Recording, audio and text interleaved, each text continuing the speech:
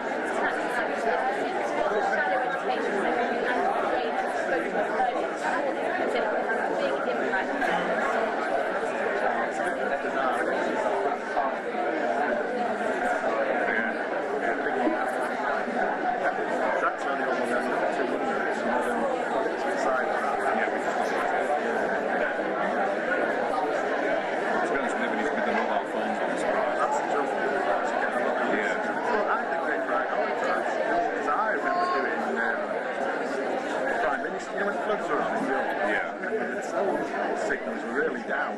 You couldn't get calls for a long time. Right. But you managed to get them. I'm at 5. Oh, yeah. Good job, And was that just the 200? No, 5. Yeah, well, they've got more of them. Yeah. 8 cards.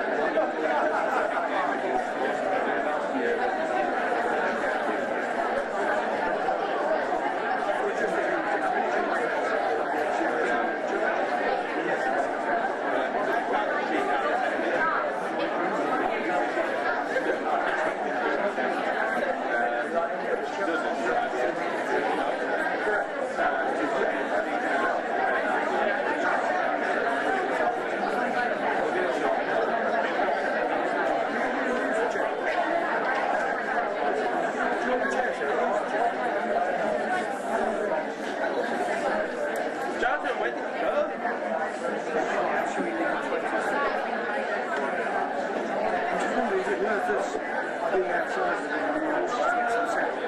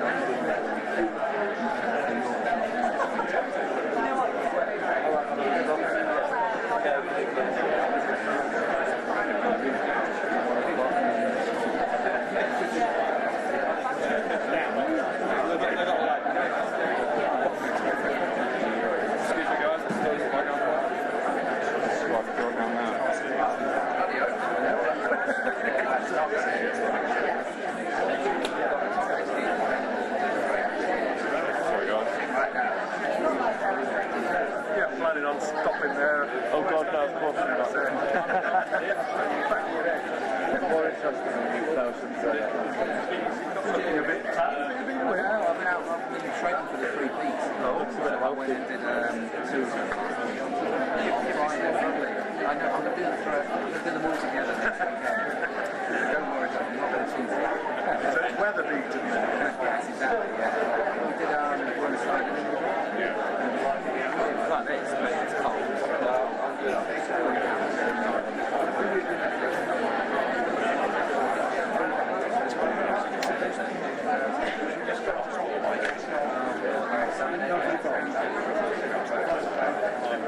So when we're ready, You're going to be able to get over all there. You're going to be able to get over all there. I'm hoping they're not going to be stuck there. Let's get Lady to get them to ask me that way, don't we? It's Paul Cameron. No, I know, yeah. It's to see. That's fine.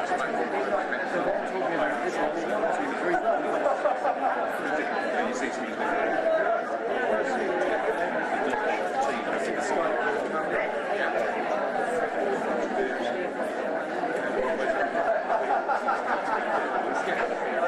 We'll make sure it's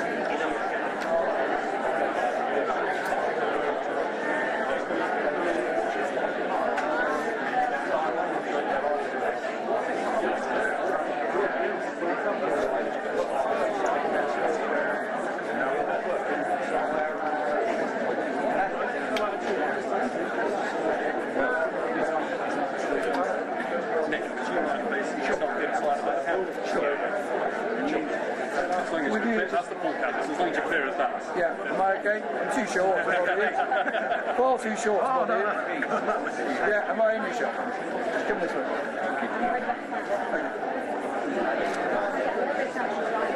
She's very short. You'll get the same amount of sound in my mind in there as you will here. You need to clear that camera that's coming in, so you're going to be a lot better stood next to me. Can you see me? Am I in the shot?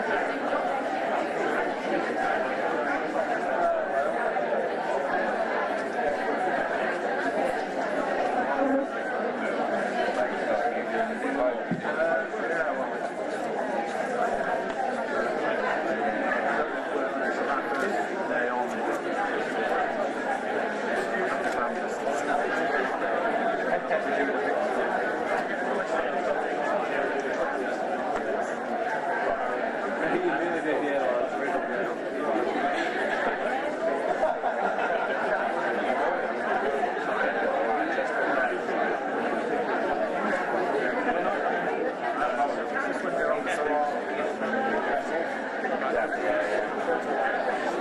always walking. Like certain cameras,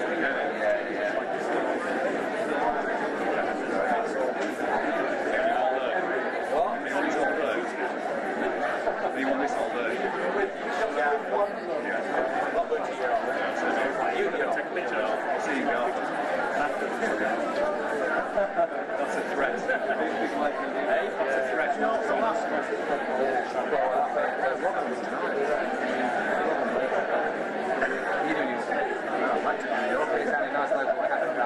I'm still playing the mould in mind.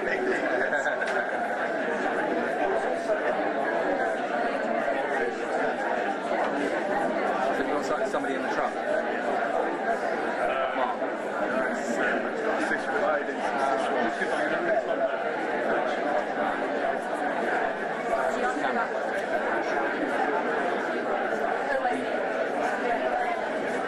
Ranger's alright, it's kind of like, you can get in and out of stuff. Yeah. But something goes wrong, you can't be less than two. No. Especially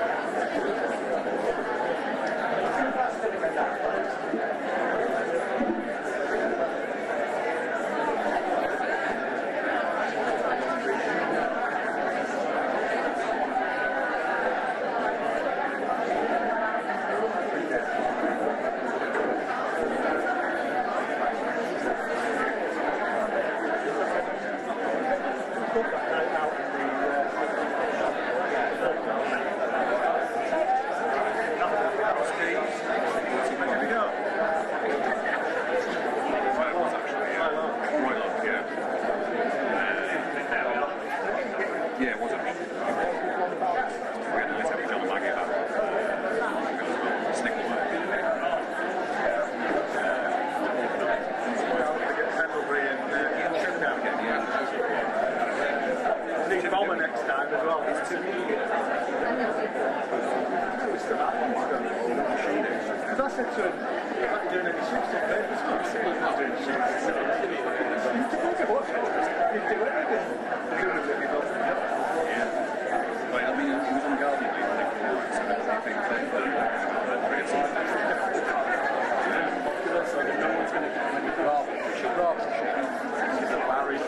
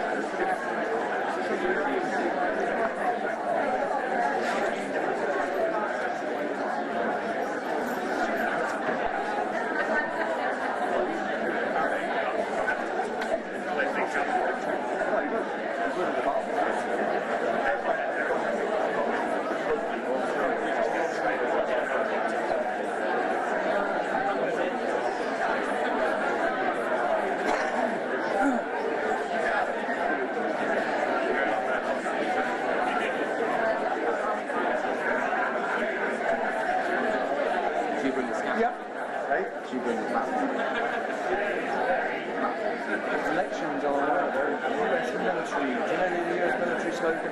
Who won? What? I realised in my old job that was in and then you got minutes to get it right. You got one posture.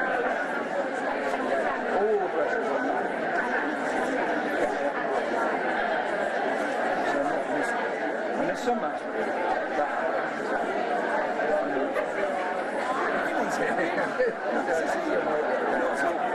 Not at all. I think they've been incredibly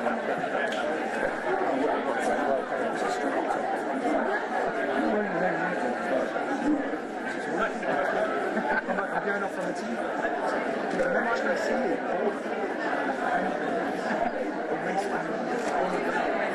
When it's supposed to be, he's in the newspaper.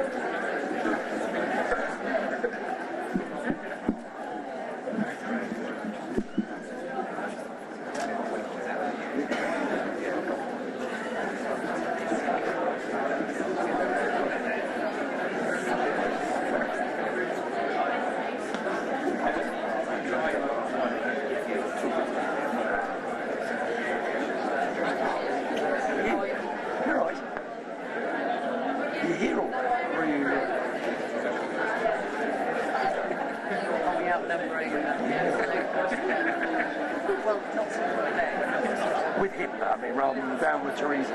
Yeah, I think so.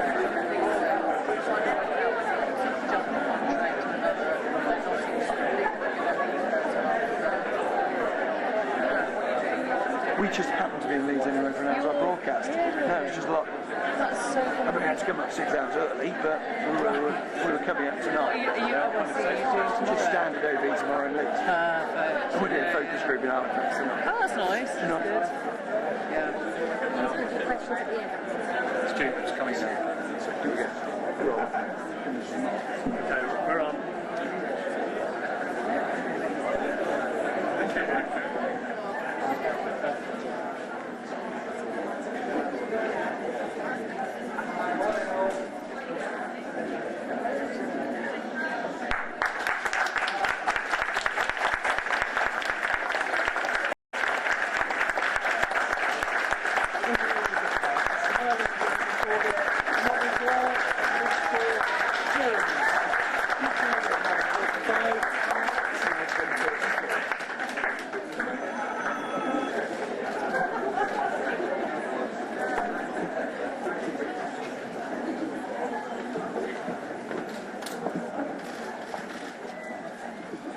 Good morning everybody, and thank you for coming to Leeds City College today, and thank you to Leeds City College for hosting today's event.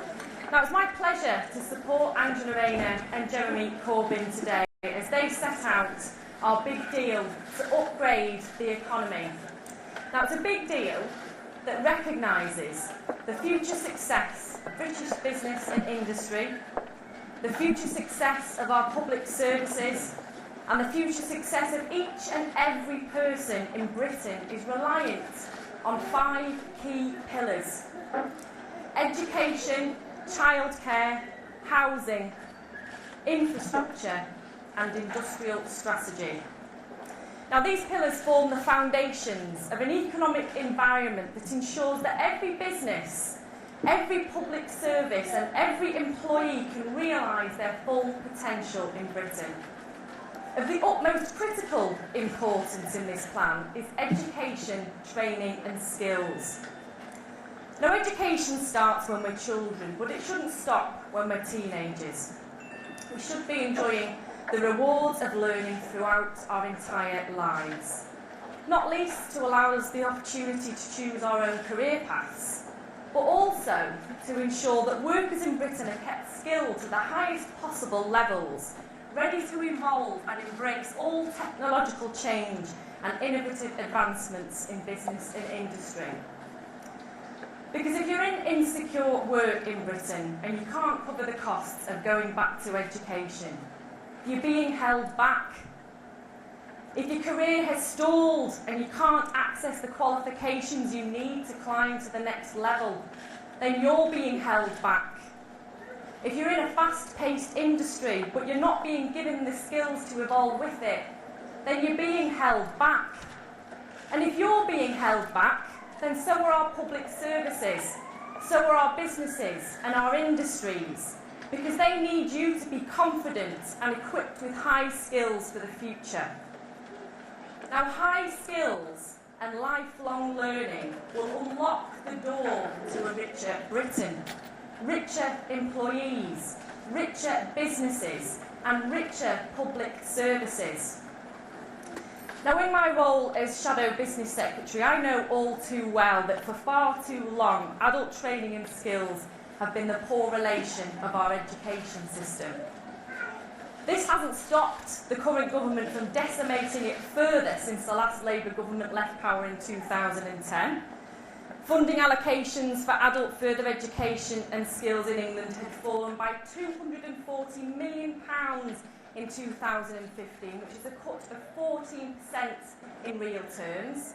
And the adult skills budget lost over £1 billion in 2015 to 16.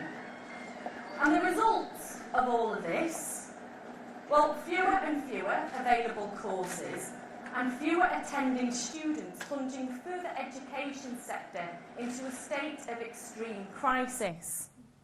Now, this is further education in Conservative Britain. And simply repairing the damage of the past 7 years will barely address existing shortfalls. Not only has the sector suffered from huge funding cuts, it's also been held back by repeated reorganisation. So Labour's big deal to upgrade the economy will unleash the potential of our people all across Britain and at all ages. So no one will be written off. Now, key here is confronting the high skills challenge posed by automation and Brexit, because the UK is mired in a productivity crisis, and it has been for decades. It takes UK workers 5 days to produce what workers in France, Germany and the US do in 4 days. And that's not because we're lazy. We're a nation of hard workers, so nothing could be further from the truth. But it's because other industrial nations have invested in the skills, infrastructure and education systems that businesses need to be more productive. Now, the Conservative government has failed on every count when it comes to providing businesses with the tools that they need to succeed. And skills and education is one key failure. And it's a primary cause of the stagnant wages and poor economic growth that we see as a nation. And I'll say more about this in the coming weeks when I talk about Labour's industrial strategy. But today is about laying out Labour's plans for lifelong learning, our new National Education Service. Our measures will upgrade the entire education system, and Labour will unleash the potential of the British people at every point in their lives. An education system that's truly fit for the 21st century, for the many, not the few. So without further ado, it's my great pleasure to introduce our leader and the next Labour Prime Minister, Jeremy Corbyn.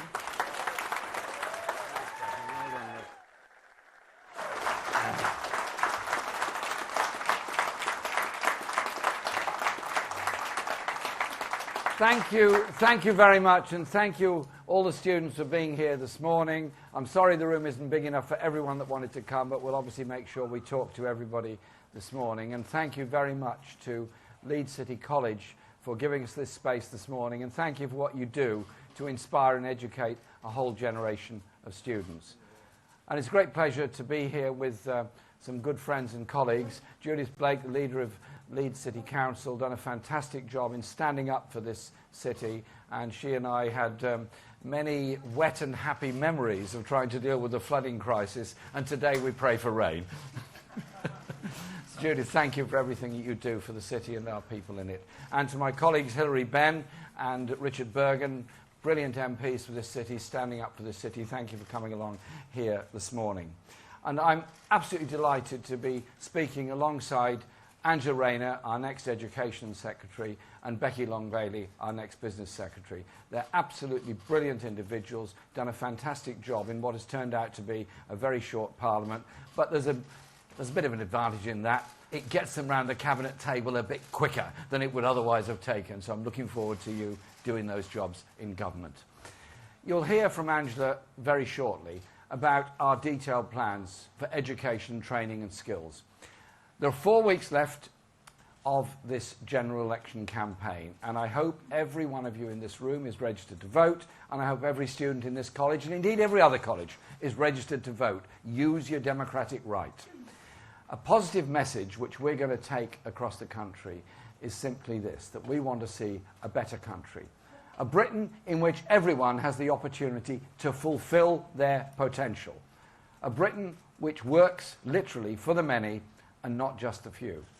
Because if you're stuck on a 0 hours contract, you don't know what you're going to earn from 1 week to the other, or if you have talents but can't afford the tuition fees to develop them, or you're stuck in a job that you hate, then you are being held back. Labour is on your side. We want you to succeed. Because those who aren't held back are those who are hoarding huge levels of wealth or enormous influence. Those who jealously cling on to privilege and power. They don't want any of that to change. They work together to make sure things don't change. It's no coincidence that we learn from this week's Sunday Times Rich List that a third of those on the list donate to the Conservative Party. The Conservative Party looks after money, and money looks after the Conservative Party. It's a virtuous circle. Try to disrupt this, and you find yourself meeting a great deal of hostility. Question how things are, and you encounter abuse. Ask those at the top to pay a little more towards society, and you, us, are maligned. That's how the system is rigged. And that's how it stays rigged. But I say to this, it doesn't have to be this way. We're asking you to join with us to help us make the change we can all enjoy. On the same day that the Sunday Times Rich List came out, my friend, our Shadow Chancellor of the Exchequer, John McDonnell, set out a different form of change. He unveiled Labour's plan to upgrade our economy. Because without an upgraded economy, there can be no fairer Britain. As John said, it means government understanding that education, childcare, housing, infrastructure, and industrial strategy are the essential pillars of upgrading the economy. So this week and next, we're setting out our detailed plans for each pillar of our plan to upgrade the economy. We all benefit from an upgraded economy that preserves the long-term survival of our public services, so much under threat. We've said a Labour government will build 1 million homes and tackle the excesses of the private rental market. We want to put an end to our workforce being priced out of living near to where they work. Labour wants families to spend more time together. But it's no good making progress in housing for our workforce if it's not equipped to take the opportunities made possible by an upgraded economy. So today, Angela will be putting forth our detailed plans for education, skills and training. A higher skilled and confident workforce is a must-have for a fairer Britain negotiating in a post-Brexit world. Our businesses, both large and small, will prosper on the back of education, skills and training finally being given serious attention by a very serious government. So it's only fair that businesses should be asked to contribute to the plan by financing the steps that we are setting out today. And we will do this by reversing the tax cuts made by the Conservatives and still keep UK rates of corporation tax at the lowest of the group of 7 most industrialised countries. It's what we term our new settlement. When it comes to small businesses, the backbone of our economy, a Labour government will restore small profits rates and make only a modest increase. And to the owners and the leadership of larger businesses and corporations, we will slowly raise your level of corporation tax to 26% by the end of the next Parliament. It was 28% when the coalition government came into office in 2010. Again, this is actually below the level of the last Labour government. Inclusive, fair and costed. That's our plan to upgrade our economy. That's how we will transform Britain. And it's what you vote on June the 8th is all about. Angela will set out our belief in education for all, from cradle to grave, because it's Labour investment that will ensure people are not held back. Don't let the Conservatives hold you back. Don't let the Conservatives hold this country back. I want now, because I'm just the warm-up act, to introduce our Shadow Education Secretary, Angela Rayner, to set out her vision for a national education service. Angela is somebody that has fought against very difficult odds to achieve the position she now occupies. She's an inspiration to a very large number of young people all over the country, because they see in Angela somebody who didn't have all the advantages that many others do in childhood as a young person. But by her determination to learn, study, strive and get on and work for the good of others, she was elected to Parliament, and I'm very proud that she's our Shadow Education Secretary. So can I introduce to you the next Education Secretary, Angela Rayner.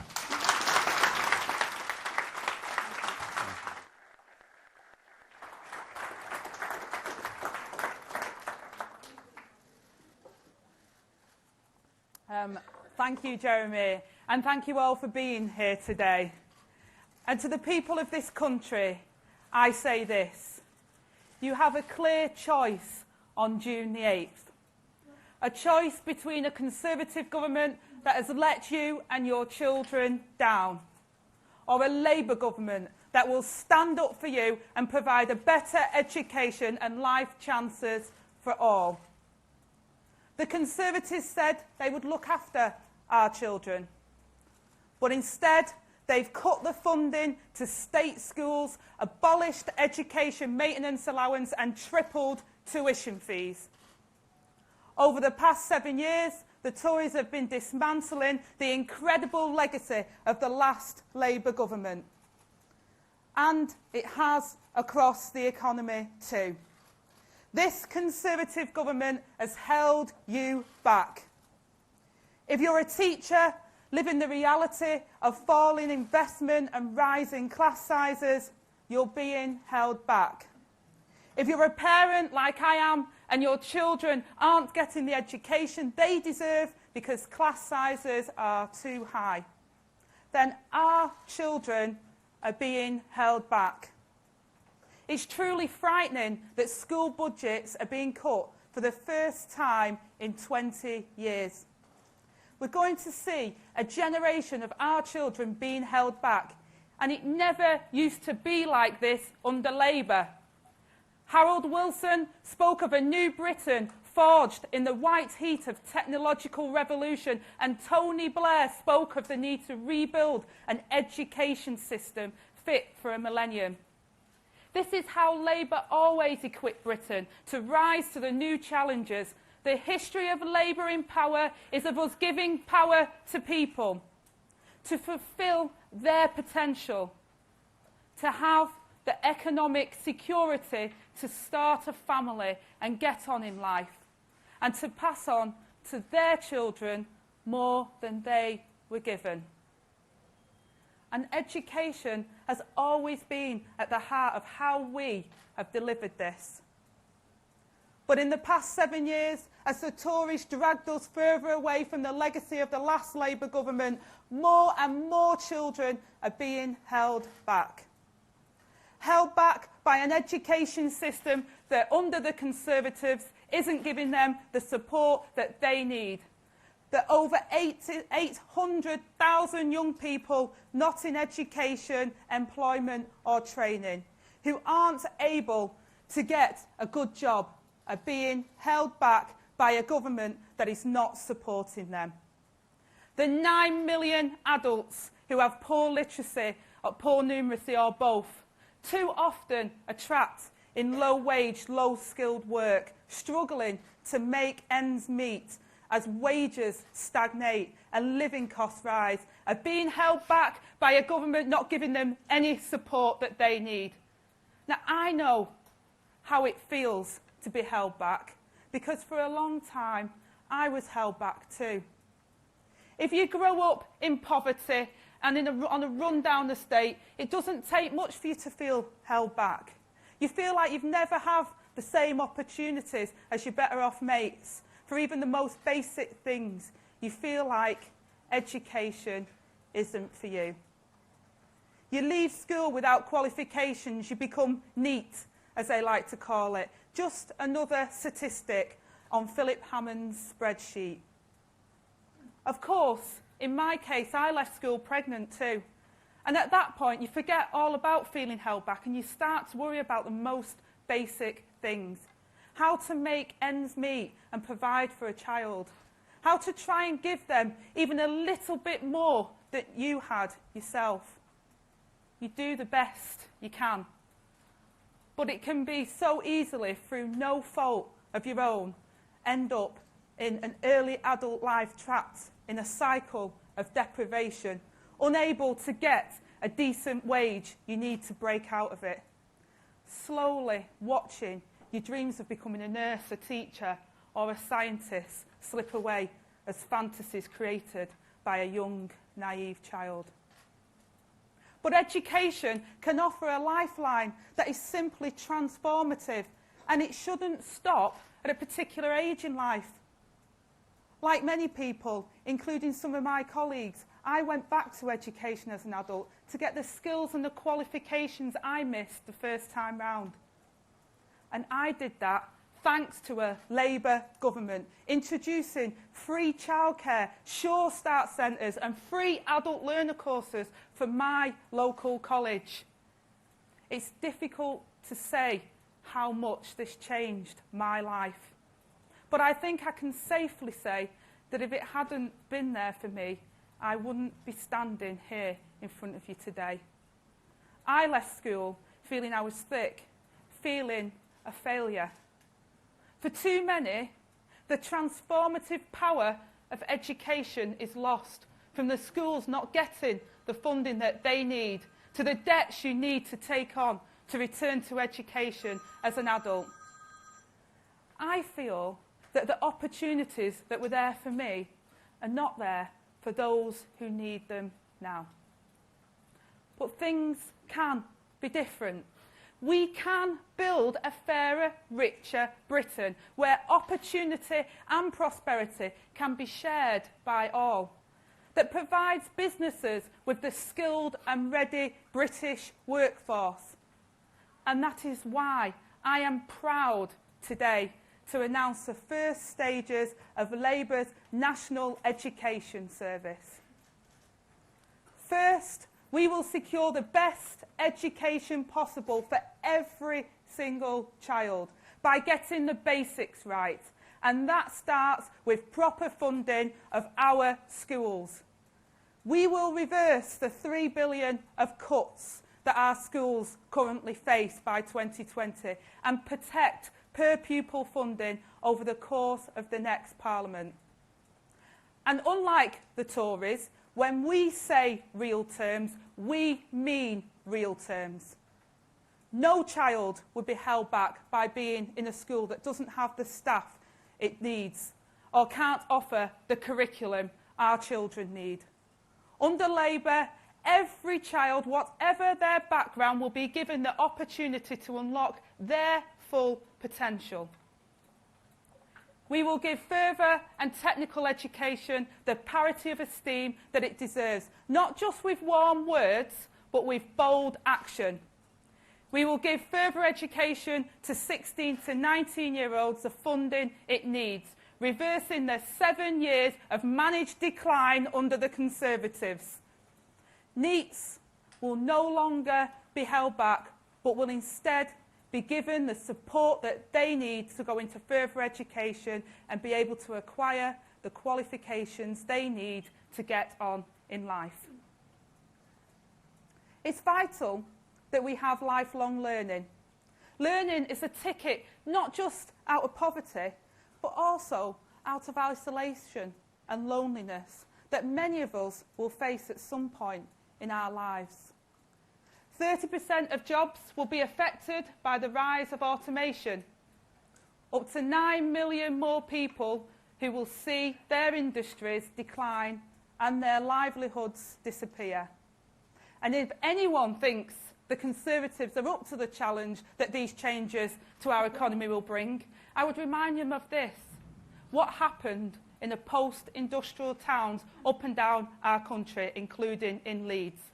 All the Conservatives did under power, under Margaret Thatcher and John Major, was to manage the decline of our industries and left nothing but low-paid, low-skilled work in its place. Ghost towns with the heart ripped out of our communities, left to rot with little opportunities. But I tell you, Theresa May, she's continuing Thatcher's legacy. And there's nothing strong and stable in creating an economy that holds people back and puts a cap on their ambition and leaves them in job insecurity. Only Labour has the vision to deliver a fairer Britain, where opportunities are available to all and prosperity is shared. The National Education Service has been developed by thousands of people, thousands of teachers and organisations who have spoken to me over the last 12 months, either by email or in person, in my many visits up and down the United Kingdom, and of course in my own constituency of Ashton-under-Lyne. The Labour Party has listened. You are at the heart of Labour's National Education Service, offering opportunity for all to ensure that nobody, be they a child, an adult or a community, is held back. This will help everyone who wants to use education to enrich their own life and their career, moving into jobs with better wages and more security. Education is a central pillar to Labour's plan to upgrade Britain's economy, because all of our businesses will benefit from Labour's plans too, as they thrive in a richer Britain. As Rebecca laid out earlier, productivity in Britain remains stubbornly low compared to our competitors. The average German worker can make everything a British one does in a week and take Fridays off. It is no surprise that countries with high-quality technical education have more productive economies, which is why Labour will upgrade Britain's economy by ending the historic neglect of further education, giving teachers and facilities the investment they need to lead the world. I will make sure the education system is fit for the 21st century by introducing free, lifelong learning education in further education colleges. Labour will abolish adult learner loans and make all adult education free at the point of use for all those who need it. So adults who don't have the basic skills they need to move on and move up in life will no longer be held back by the fear of loans. They will instead be able to return to education whenever they need it. It will enable everyone to upskill or retrain at any point in their life. And it will correct the historic neglect of further education sector by investing in teachers and in our facilities. And Labour will set a target for all further education teaching staff to have teaching qualifications within 5 years, and we will back this up with financial support. We will increase capital investment to equip colleges to deliver T-levels and an official pre-apprenticeship training programme. Beyond lifelong learning, we will transform the provision of apprenticeships, but there must be a focus on quality and not just quantity. Frankly, The number of apprenticeships does not matter if they're more about poor wages than getting a foot on the career ladder. Currently, half of all apprenticeships are below national vocational qualification of level 2, and this is simply not good enough. So a Labour government will shift the emphasis from quantity to quality by doubling the number of completed level 3 apprenticeships before the end of the next Parliament. It is only by transforming our education system that we can upgrade our economy so that nobody and no community is left behind. And while the Tories have seen the benefits of the economic growth go to a small number of their very wealthy concentrated in the South East, Labour will share prosperity across the country. We will ring-fence 440 million from the apprenticeship levy to give small and medium-sized companies the support that they need to recruit and train highly skilled staff. And encourage joined-up thinking between local government, schools and the FE sector and businesses so that everyone, young and old, can leave education with a valued qualification and the skills they need to get a decent job in their local community. And we recognise that 75% of apprenticeships are delivered by the independent providers, and we appreciate all of their contribution to the sector. And yes, we are going to ask businesses to pay a little bit more tax to fund it all. Because they have an important opportunity, an important part to play in a New Deal for Britain, transforming our economy. Quite simply, we are asking good businesses to do what they have always done and what they always do, to make long-term investments that will yield a significant economic return. And the Labour Party and Britain's businesses both know that we face our exit from the European Union, that we need to upskill our workforce to tackle the challenges we face in the years to come, and it has never been more important. Labour's National Education Service will give everyone in Britain, whatever their age or background, the opportunities they need to use education to transform their lives, just as it did for me. And the businesses that help us fund it will get a highly skilled workforce, more productive and better able to adapt to the challenges to come. This will give them the certainty and security they need to continue to create the jobs and wealth across Britain. There can be no doubt that we face great challenges in the years to come. From Brexit to the rise of automation to the decline of industries that will be replaced in our economy by new high-tech and green industries. It takes a united approach of individuals and governments at all levels and of business to respond to them, to ensure that we can deliver opportunity and security and prosperity for all.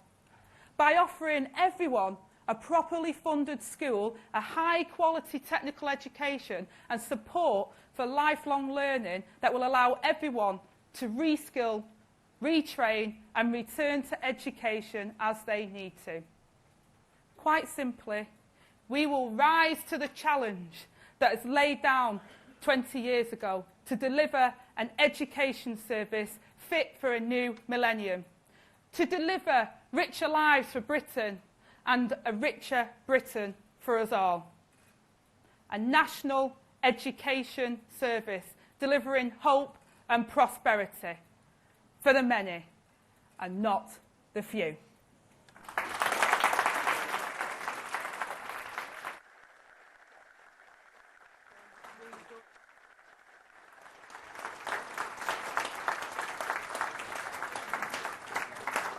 And for those near the window, we're delivering you sunburn if you haven't got factor 50 on. Apologies for the heat in this room. So we've got time for some questions, and I'd like to hear from the students as well as the press, if I may. And just to make a quick point, I've seen the fantastic sign that you've got on your canteen wall about registering to vote, and just to remind you, and you've got your covered in stickers, so you don't need reminding, but make sure that you register to vote, because it's critical that your voice is heard in this general election. You've got until the 22nd of May. Now, questions, we'll take them in rounds of 3. So I'll take one from the lady with blonde hair just there, firstly. Angela said adults will no longer be held back by fear of votes. Question for Jeremy. There's no promise here to scratch tuition fees, and only very poorest students are going to qualify for your maintenance grants. For university students, well,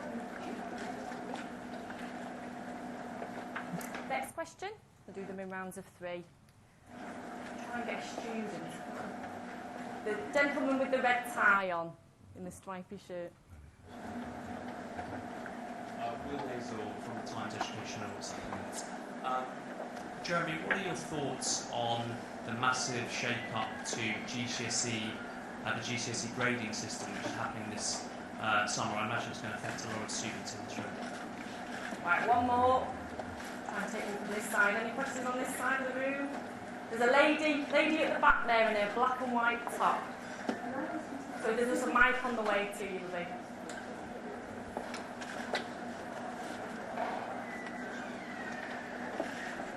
My question is not specifically about education, but it's about children and adoption.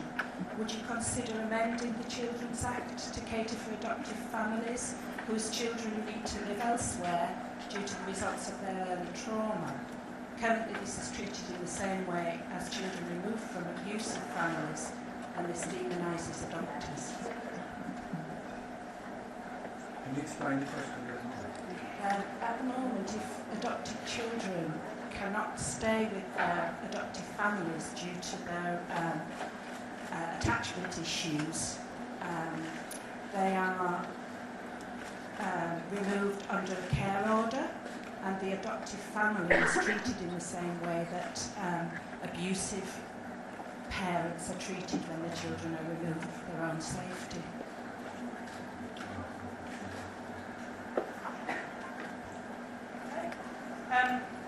Shall I take some of them first, and then Jeremy, you can ask if I don't catch them? I know, Rachel, you wanted Jeremy to answer your question, but one of the reasons why I didn't want to give too much of the manifesto away today is there was 2 things I wanted to focus on today in my brief. One was to reassure parents that are frightened up and down the country that their schools have not got the funding they need. That was priority 1 to me, to say to any parent out there today, your children will have the funding you need, because we know that we're already losing teachers and support staff, and that parents are already being asked to provide support for schools and to give donations. So I wanted to do that. And I also wanted the focus to be on FE, because I'm sick of the focus being on HE, quite frankly. FE changed my life. So I wanted FE to have a day where somebody, a politician in power, said, you are just as important. And for the rest of the tuition fees, wait for the manifesto. But today is about further education, lifelong learning and adult education. That's what I wanted it to be about.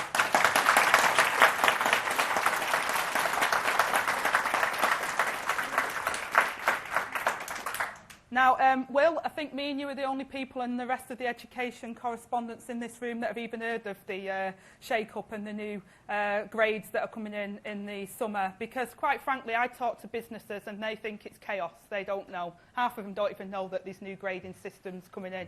And it concerns me. I think the government have failed, and it's been a systematic failure from the moment I took over this brief, because they're changing too much. And it's not evidence-based.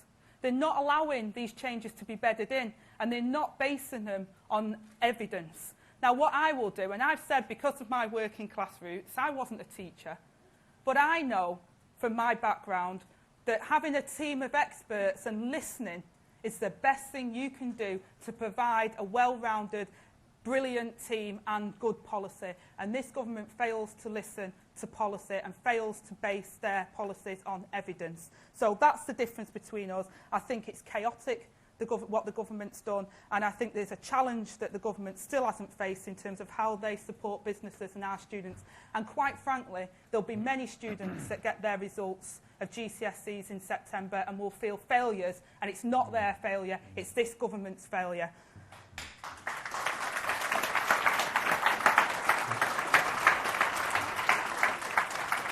Thank you for the 3 questions. Andrew's absolutely right. Today is about further education, the esteem with which we hold it, and the value of colleges and that opportunity which can develop into university education or apprenticeships. It can develop into a whole lot of things. On the fees question for universities, you'll have to wait for the manifesto. I know you're desperate for it, and I've got some stuff in my pocket, but I'm sorry, I'm not allowed to give it to you.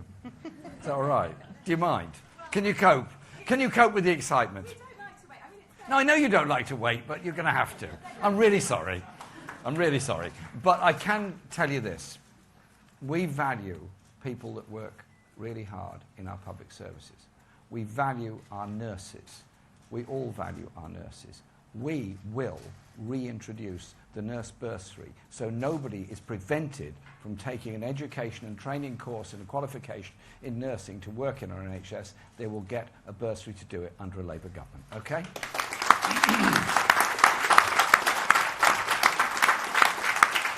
On the point on GCSEs, I absolutely endorse what Angela's just said. And it's very difficult to explain this to students who at this moment, I was just talking to some yesterday, going through the trauma of starting GCSEs, going through day after day of that very complex matrix of exams, and knowing that the grading system has been so changed that they're going to feel a bit devalued at the end of it. So that has to be explained. It has to be explained in the publication of the results, and it has to be explained to all future employers and universities exactly what it means to have done your GCSEs in 2017 compared to 2016 or any other time, because it is a very traumatic time, and you think of all those students working really, really hard. They need to be rewarded, appreciated and supported in what they're trying to do in school in order to go on and do other great things in their lives. The points that you raised about adoption, thank you very much for them. I fully understand that. Those that take on adoption are doing a fantastic job for all of us, because children that are taken into care for all kinds of reasons need to be fully supported, not just to the age of 18, but much longer than that. Because if you grow up with your biological parents, you maintain a relationship with them for the rest of your lives. Adoption is for life. So we should be supporting the adoptive family for much longer than just the time when the children reach early adulthood or even into their early 20s. And on the point you're making about those that have to move somewhere else for their own safety, I fully understand that. There should be no stigma whatsoever attached to those that have stepped up to help our children. And I want to say now, this opportunity, thank you to all those people all around this country that do take on the very difficult job of fostering. They're doing a huge good for all of us. And thank you for those that go even further and become adoptions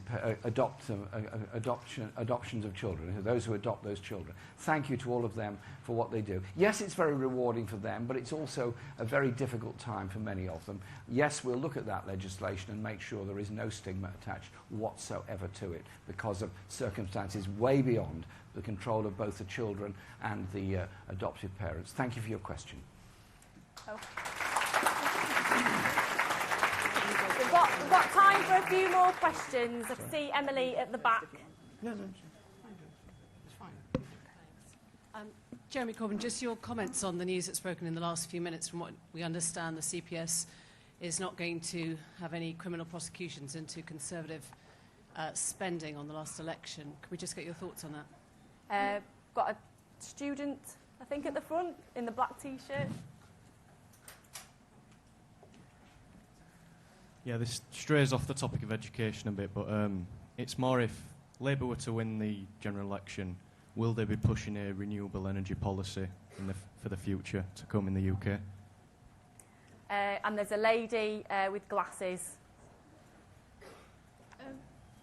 Just on the topic of the GCSEs and being changed for this year and stuff, My sister's doing them this year, and I found out some months ago actually that the English literature, when they're having to do the poetry section, they're having to memorise 15 poems, I think it was, and all the themes and basically only one or two was going to appear in the exam. And I just thought that shouldn't the education of it be more an application of a concept rather than having to memorise an entire anthology of poems or an entire anthology of anything, really.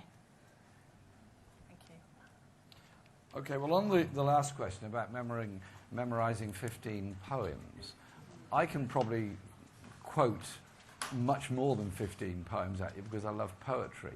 But the idea that you would send a young person into an exam having to remember 15 poems on the basis one of them might show up on the exam paper, it's going to put them off poetry for the rest of their lives. And that is not what we want to achieve.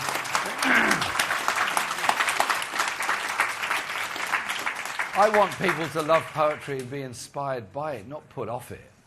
No. What's your favourite poem?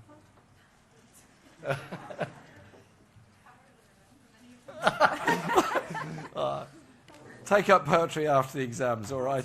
Hey, John Cooper Clarke, he's good. Yeah, try John Cooper Clarke or John Lennon, all right? Okay, on the question on renewable energy, it will be in the manifesto what the figures are. What I can say is that in the 2 leadership campaigns that I ran for in the Labour Party, I made it very clear that I want to move the balance much more towards renewable energy in this country. We have moved some way towards that with the development of onshore and offshore wind farms, solar generation and tidal barrage schemes such as the one in Swansea and others that are being considered. I think we could achieve more than half, possibly as much as 2/3 of our energy coming from renewable sources. And it's also a huge job creator.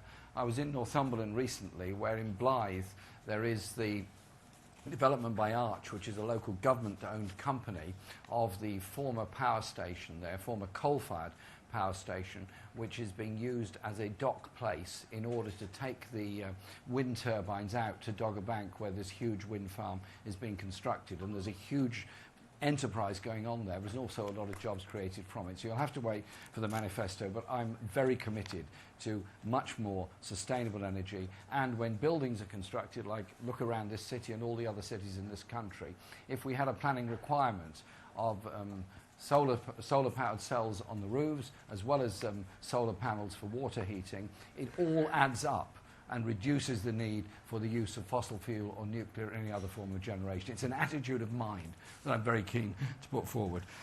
On the excuse me, it's an election throat. On the question of the CPS, I've only just heard that news. I am interested and surprised by it, but we'd have to look at the details of it. But quite clearly, the Electoral Commission is independent, the Crown Prosecution Service is independent, the Director of Public Prosecution is independent. They have to make judgment on it. But our election laws must be enforced and must be adhered to. There are strict spending limits for a reason, so that money can't buy power. Only votes in the ballot box should be able to get power, and that's why I want you all to register to vote.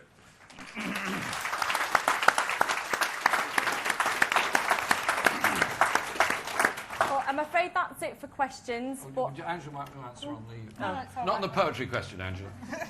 Well, all I would say in terms of the poetry question, what was loaded in that question actually for me, and what's really devastating about what the government have done with our curriculum, is they've choked out the love of learning. And that's what today was about for me. It's about bringing that back, that passion of lifelong learning, about enjoying it. I didn't enjoy school. I felt education was something that was done to me.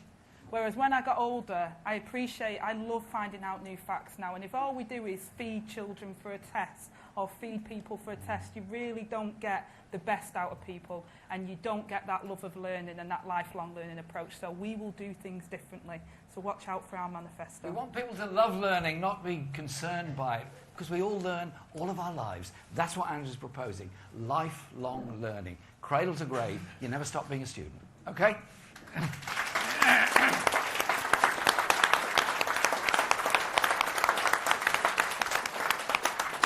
remains for me to say thank you to everybody for coming today. I know it's been a bit warm in the room, so go out now and enjoy the sunshine.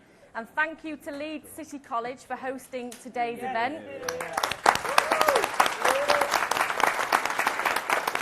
I have to say it's very apt that we're launching a visionary educational project and policy going forward in a place that I understand used to be the home of monopoly. They used to manufacture the monopoly boards, so a home of leading industry, now a home of leading education provision, hosting a leading educational vision for the future. Thank you very much.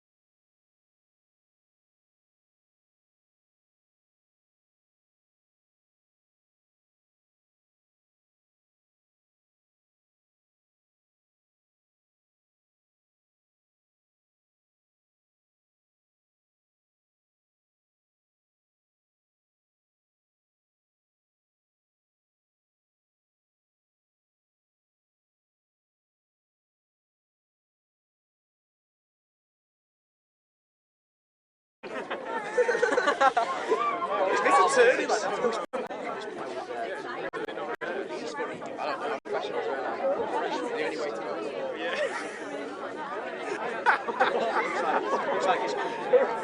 are no breaks. Going backwards. There's no breaks.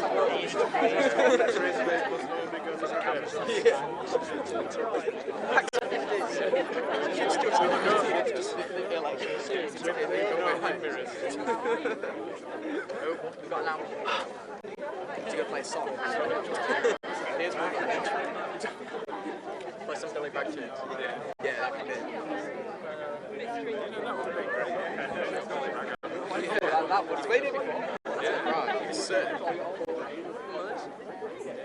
yeah, a couple of years. Oh, my hero! That performance, he was really good. I just want to see his cute face. Karaoke. Now and then. MTG.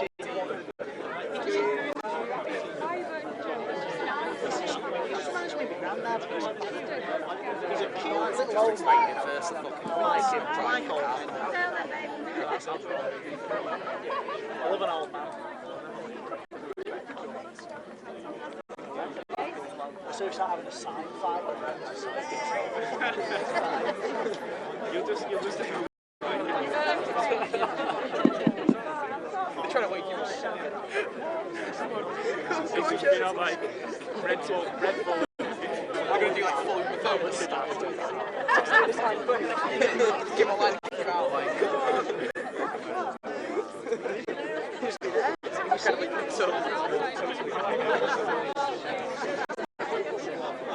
You know what he's going to do? He's going to step up your pussy.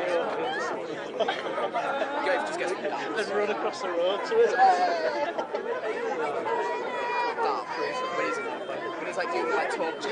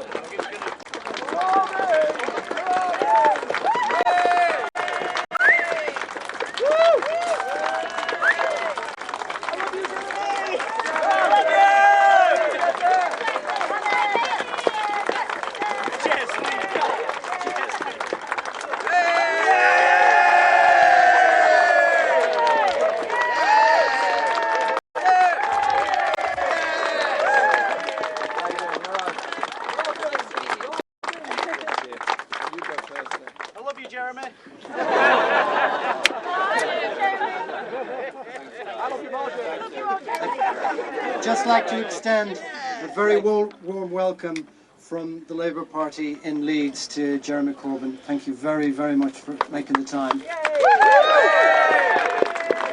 It's going to be a tough election, but as you see, we've got the volunteers and helpers to make it work. Spirit. Exactly. Very welcome to Garforth. David, thank you very much. Thank you all for being here today. We're on the road. We're doing lots of campaign stops all over the country, and thank you very much for doing sign language so that everybody is included. That is the Labour way. We include everybody. Thank you very much indeed. I want you to put your best behind David in this election campaign. David spent his life campaigning on housing and so many other issues. We live in a country where every night a number of people, a very large number of people, end up sleeping on the streets, hoping for somewhere to live, begging in order to get money for a night shelter in so many parts of this country. It's not necessary, it's morally wrong that as a society we accept the idea that people are homeless. We will deal with homelessness by building council houses. We're very clear about that because it cannot be right that in modern Britain so many people are insecure in their housing in the private rented sector, often overcrowded in the council sector because there are not enough places to go around, and those that want to buy cannot raise the deposit because they're spending so much on rent in the private sector, and so they're locked out of the whole thing. And I'm sure there are many in this audience who will feel very strongly about this. Many adult children never get to leave home, which is difficult for the adult children and even more difficult for the parents. You all know what I'm talking about, don't you? Yes. And so it is about housing for all that we're very keen to deal with. And I'm looking forward to the election of David in order to bring that knowledge, that expertise and that determination to Parliament to represent this area. Today we've been in Leeds College this morning talking to a lot of students, talking to them about their future in further education, their future in the FE sector. This government took away the education maintenance allowance, underfunded so many of our colleges, taken away so many opportunities for so many young people. If you deny young people the chance to learn at any stage in their lives, they end up achieving much less than they could. We as a society achieve less than we could. So let's start at the beginning. If you give every child a good nursery place, like we were doing with Sure Start centres under the Labour government in the past, then those children achieve more in school. If you then underfund the primary school, so the parents are asked to pay and collections at the school gate to help subsidise the pay of the teachers and the teaching assistants, that school is then obsessed with raising money in order to survive when its objective is to educate and give the children in those schools the imagination they need. So we will ensure that all schools are properly funded, and we will not be asking the parents to chip in because the government is not prepared to pay the money they do. I talked of homelessness. I also talk of the number of children that go to school hungry in the morning. I was at the head teachers conference in Telford a couple of weeks ago on May Day. And there was a head teacher with tears in his eyes telling me how he manipulated the lunch queue because he knew that the very poorest children were not going to get an evening meal. So he made sure they got double helpings of food. Well done him. What a decent, kind man. But he should not be put in that position and that difficult decisions that he has to make. And so what we've said is that we will make sure every child in primary school gets a school lunch, a free school lunch, eaten together, so that every child is entitled to that lunch, they get it together, and what a great memory for the rest of their lives. We all grew up having lunch together, chatting about things, because that's what education is about. But it's also about imagination. So we're going to introduce a pupil premium for the arts so that every child can learn a musical instrument. Because children have imagination. I was just asked what my favourite poets were, and it took too long, the answer. There were so many of them. But children have imagination. And if they develop music, they're good at maths. If they're good at maths, they're often also very good at music. All these things interrelate. Let's not put everybody in boxes.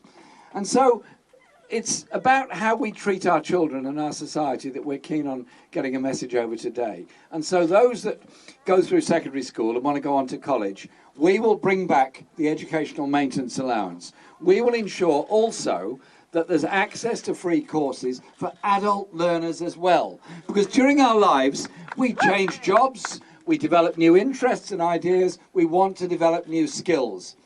That means a public investment in order to make sure the college is there to do it. It was the post-war Labour government that brought in the idea of education from cradle to grave. We're going to have a national education service that ensures that education is valued at all stages of your life and all opportunities of your life. This is the right thing to do, but it also is founded in sound economic sense. Do you know, in Germany, they've invested far more in education and in manufacturing industry than we have. In France, they've done the same. Most European countries have done the same. Our productivity levels are lower than those countries. Why? Is that because people don't work hard here? No. It's because the equipment and the machinery they're using is too often out of date. The investment hasn't taken place.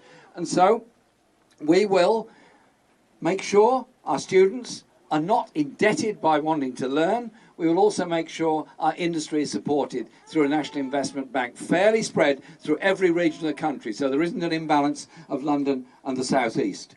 That's the Labour way of doing things. Because this election is about a choice. This country is leaving the European Union, that is clear. Are we going to leave and become a tax haven fit only for those on the Sunday Times rich list who will invest in off-plan luxury housing in order to leave it empty and make a profit out of it? Or are we going to be a Labour government and the Labour strategy of an investment-led economy, good jobs, good quality jobs, and a living wage for all? Or are we going to have the Tory way of the growing gap between the richest and the poorest, underinvestment in the poorest parts of the country, forget about post-industrial Britain, they just walk by on the other side? Well, I want to lead a Labour government that doesn't walk by on the other side to those that want to get on in life but are held back by poverty, held back by bad pay, held back by underfunded public services. So, this election is about those choices. This is an important constituency. This is a very important candidate because he's going to win for Labour and help us to get a Labour majority. But to win, we've got to do two things. Before the 22nd of May, make sure that every single person who can vote in this election is registered to vote. 2.4 million, mainly young people, were not registered as of 2 weeks ago. Since then, around 1 million people have registered to vote, but that still means there's nearly 1.5 million people eligible to vote who are not going to be able to vote unless they register. So please, please, please get their names on the register so that they can exercise their democratic rights. People laid down their lives for the right to vote. Democracy won us so much. It won us education, it won us housing, it won us the National Health Service, it won us the idea of a society that cares for all. Let's use that democracy to defeat the party of the super rich and the wealthy and elect a Labour government that will be there for the many, not the few. I want to encourage you all to do your utmost to get that message out, day in, day out, for the next 30 days, to win, to elect David to Parliament, but above all, make David part of that Labour majority in Parliament, to deal with health, with education, with housing, with investment, with all the hopes and dreams that we want for our young people, and the decency and inclusion in retirement we want for older people. Go for it! Thank you very much!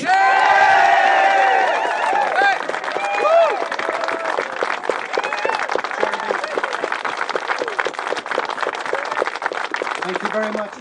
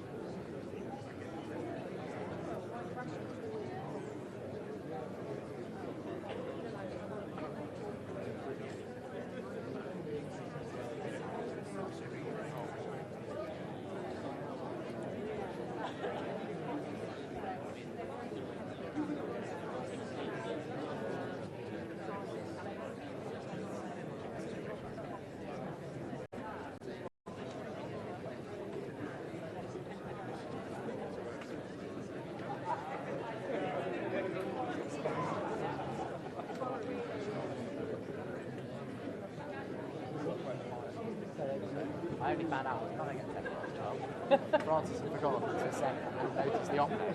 Right. 12 goes to me, Henry, there's a train at King's Cross. I was in the train at King's Cross at 12:29. Do you think you can make it? I did. I'm quite pleased with myself. A lot of sprinting. Had a proper fall on the way. I got back up.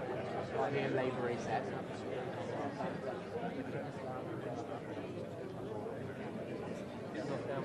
That one, exactly.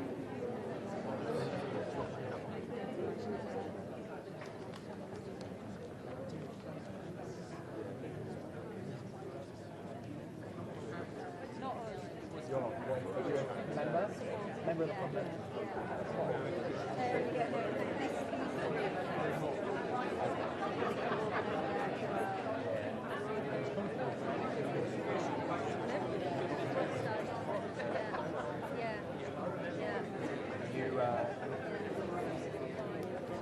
You agree with her about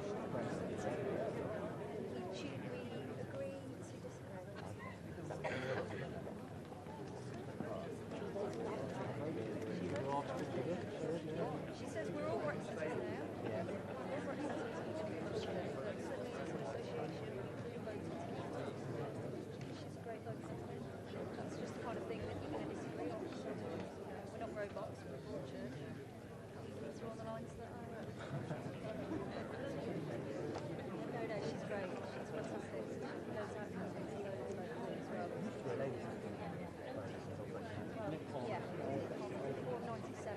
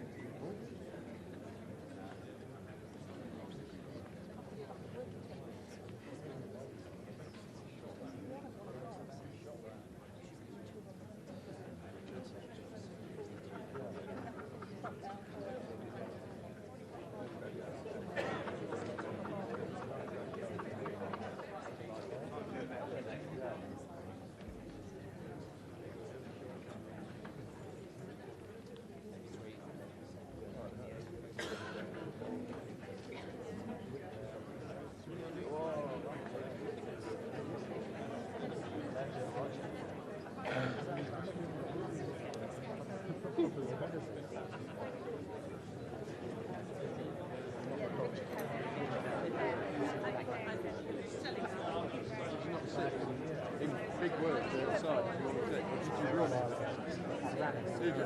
Mirror.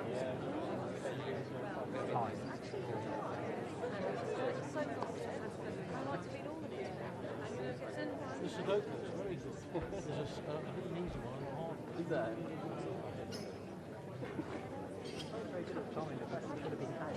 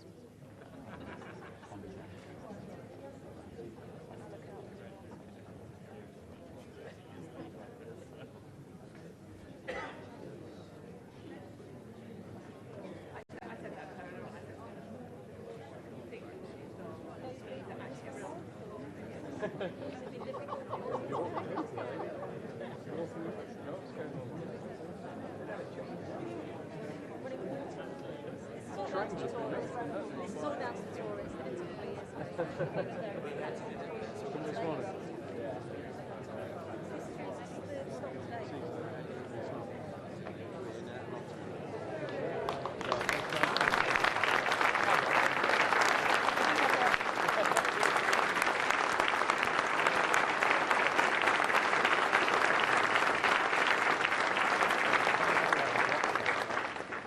Well, welcome to the great county of Nottinghamshire, and in particular, here to Carlton at the heart of the Gedling constituency. And this is a constituency that we would like to see represented after the general election by our fantastic candidate, Caroline Abbott.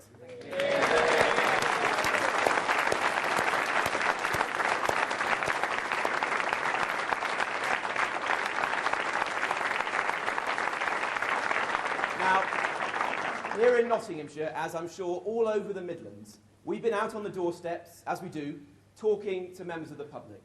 And one message comes back to us time and again. And that is people saying to us that they trust Theresa May. People say that they trust Theresa May as the strong and stable leader working in the national interest that this country needs in challenging times. And at this general election, whether in Nottinghamshire or any constituency across the United Kingdom, there's only one leader who will secure us both the deal that we need as we leave the European Union and will secure the stronger Britain that Nottinghamshire, the Midlands, the whole country needs to secure our future and our children's futures.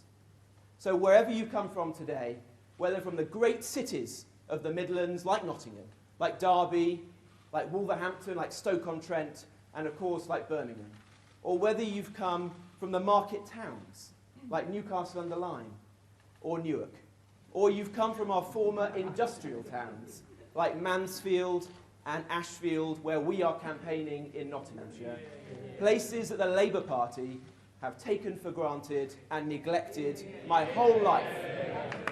Wherever you come from,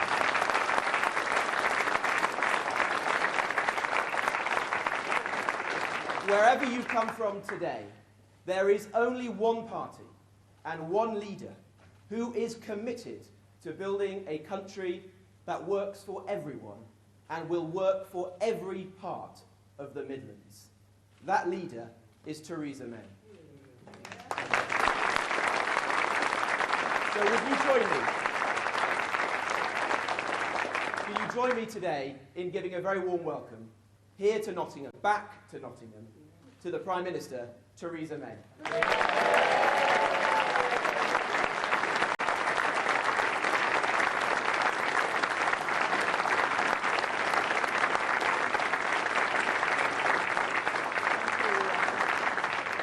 Thank you very much, everybody, for that welcome. Thank you, Robert, for those words. And it's great to be with you here in Gedling today as we put the local elections behind us and now focus on this absolutely crucial general election in just 29 days' time. And we can take absolutely nothing for granted. And we're certainly not taking anything for granted as regards our team. We've got a great team here of local candidates standing across the East and West Midlands. A great team. And my message, what I say to people across the whole of the Midlands is this. This is the team that I need behind me to ensure that we have that strong position to negotiate the best deal for Britain in Europe. This is the team that is going to be taking out our positive message onto the streets. That message of strong and stable leadership in the national interest, of strengthening the UK's position in those Brexit negotiations, of building a better future for the United Kingdom. And every vote for me and my local candidates is a vote that strengthens our hand in those Brexit negotiations. And just stop for a minute to think what the alternative would be, because it would be to risk making Jeremy Corbyn our Prime Minister. Can you picture it? Jeremy Corbyn sitting at the negotiating table with the combined might of the European Commission and 27 other European countries ranged against him. But the Liberal Democrats, the Scottish Nationalists and other parties are all lining up to prop him up. And the possibility of a Corbyn-led coalition of chaos is real. And a vote for any other party is to take a step closer to Jeremy Corbyn sitting at that Brexit negotiating table. Now, we must stop that by winning support here in the East Midlands and in the West Midlands and across the whole of the United Kingdom. But we must also expose the nonsensical policies that Jeremy Corbyn and the Labour Party are putting forward in this election campaign, because they simply do not add up. And we know Labour would wreck the economy, and that would render all their promises totally undeliverable. Now, by contrast, what we're doing is taking positive, credible, deliverable policies out to voters. Policies like capping energy prices to support working families, like protecting workers' pensions against irresponsible bosses, like bringing in new mental health laws to end injustice. That is the positive message that we will be taking out over the next 29 days, out into communities and out onto the streets. And it is a positive message. And what I say to people is that it isn't about how people have voted before. This election is about who people want to lead our country for the next 5 years. This election is about strong and stable leadership in the national interest. And my instruction to candidates is very simple and very clear. Take nothing for granted. I want you to be out there on those streets, no stone unturned, no street unwalked down, no door unknocked on. I want you to ensure that you are out there with the voters. Because it's only by working flat out every day until June the 8th that we will ensure that we can gain the trust of the British people and earn their support on polling day. So that's what I want you to be doing. I want you to be out there campaigning hard. And, you know, over the years as a Member of Parliament, I've been 20 years in Parliament now. Over those years, I've learned how important it is to speak directly to voters and to listen to their concerns. And that, as I say, is exactly what I want you all to be doing. I've also learnt across those 20 years that you should never try to predict election results. And I just leave you with these thoughts on that point, that if you just recall back to the 2015 general election, the opinion polls got that one wrong. They got the EU referendum wrong. And Jeremy Corbyn was a 200-to-1 outside chance for the Labour leadership. So we need to take our positive message out there onto the streets, making the case for that strong and stable leadership in the national interest. Going out there, taking that message to people. And it's by doing that that I think we can show people that a vote for me and my team, my local candidates, is a vote for the leadership that is needed, that strong and stable leadership to take us through Brexit and beyond. A vote for me and my team and the local candidate, my local candidates, is a vote to strengthen our hand in those Brexit negotiations. And a vote for me and my team and my local candidates is a vote that will lock in economic security for the whole of our country. By taking that message out, then we can win people's support. And by winning people's support, then together we show that we will strive for Britain. Together we will fight for Britain. And together we will deliver for Britain. Thank you.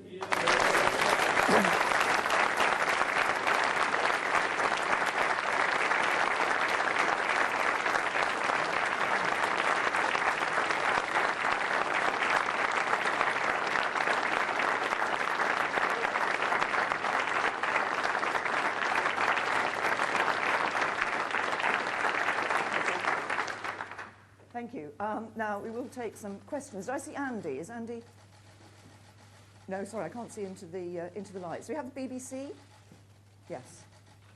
Thank you, Prime Minister. Alex Forsyth, BBC News. Both Labour and the Liberal Democrats have promised to pour billions more into schools. You have repeatedly said that school funding is at record levels, but that doesn't take into account rising pupil numbers. Will you commit to maintain or increase per pupil funding?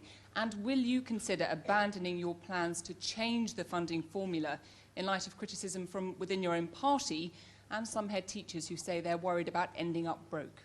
Well, first of all, school funding is at record levels, but we've also within that we're putting record levels of funding into early education. We've protected the school pupil premium at £2.5 billion, worth £2.5 billion. But what matters in education is actually, it's not just about the funding, it's about the results that you see and the education you're providing for the children. And what we see across the country is 1.8 million more children in good or outstanding schools. That's important because we want to ensure that every child gets a good start in life. And that's why our policy and what we're proposing is to ensure a good school place for every single child so that they get that best possible start in life. And on the funding formula issue, if you look across the political spectrum, people have accepted for years now that the current funding formula is unfair.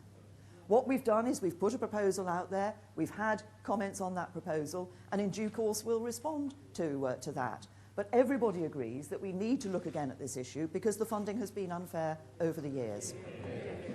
ITV? Emily Morgan, ITV News. Hi.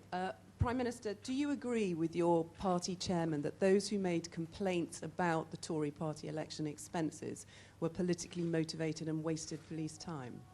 Well, let's see what has happened in relation to this. And I'm pleased that what we see, of course, is that after full and lengthy investigation, the legal authorities have confirmed what we believed all along and what we said all along, which was that the expenses, that local spending was properly reported, was properly declared, and that the candidates had done nothing wrong. Now, of course, police time has been taken up in relation to this issue.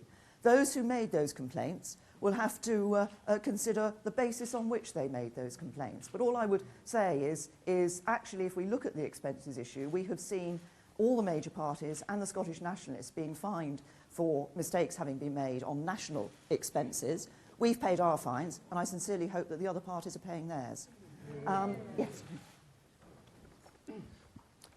Prime Minister Chris Hope from The Telegraph. Tim Farron says he's the only working class leader in the election. Are you middle class or upper class, and are you proud of it? I'll tell you what I am. I'm somebody who is here to work for ordinary working families up and down this country.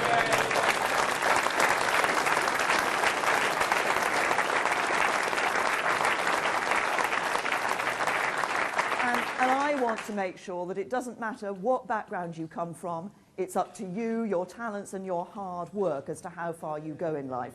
And we want to create a better future for all, for everyone across the country. Thank you. I'll take it. Faisal. Sorry, Prime Minister, must follow up on the CPS issue. You said that the local returns were fine. The Crown Prosecution Service said there is evidence to suggest that returns may have been inaccurate. Was there an issue at CCHQ? Can you confirm to the public that this campaign has learnt the lessons of that and you're running a straight campaign in 2017? We have always reported expenses according to the rules. What the CPS found very clearly in those cases that they looked at in local constituencies was that the local spending had been properly recorded, the candidates had done nothing wrong. There was an error made in our national return for the 2015 general election. That was, and the Electoral Commission fined us for that, and we have paid that fine. Other parties were also fined for errors that were made in their 2015 election expenses. And as I say, I hope they have paid their fines too. Yes. Thank you, Prime Minister. Hugh Caswell, Notts TV. We've seen you in a Conservative Party advert on the front page of one of our local papers very recently. Clearly, you're making a big push to win places like Mansfield, but do you truly believe that you can win in a former mining town that's been Labour for close to a century? As I've just said, this isn't about who people have voted for before. It's about who they want to lead the country over the next 5 years. It's about who they believe will be able to conduct the strongest negotiations and get the best possible deal for Britain from Europe, because that matters to people in Mansfield, across Nottinghamshire and across the whole of the Midlands. Because it's about locking in future economic security, which means jobs for people, incomes for people. It means ensuring we've got a strong economy to pay for our NHS, to pay for our public services. This is about a very clear choice. There's only one person, one of two people who's going to be Prime Minister on the 9th of June, me or Jeremy Corbyn. The question is, which one of us do people want to see leading this country for the next 5 years?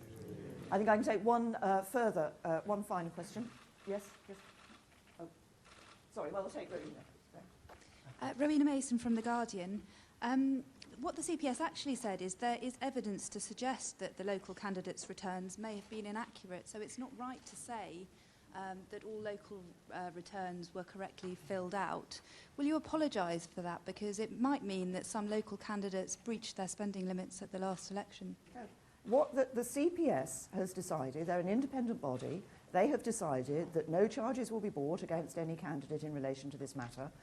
Candidates did nothing wrong. Yeah. This is very important. I repeat that. I've said it now several times. Candidates did nothing wrong.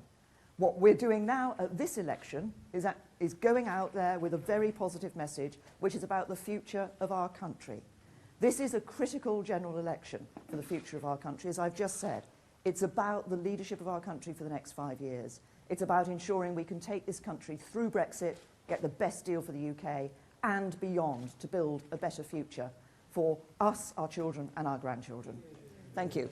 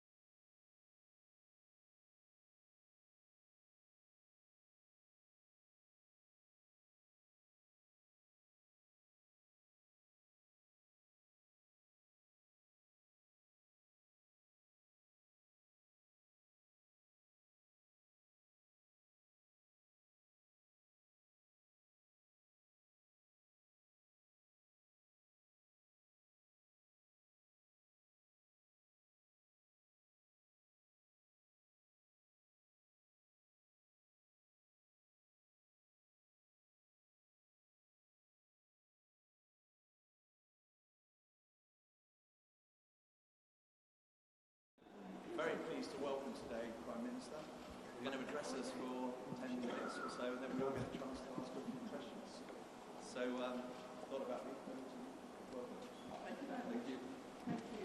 Thank you. It's very good to be with you this afternoon.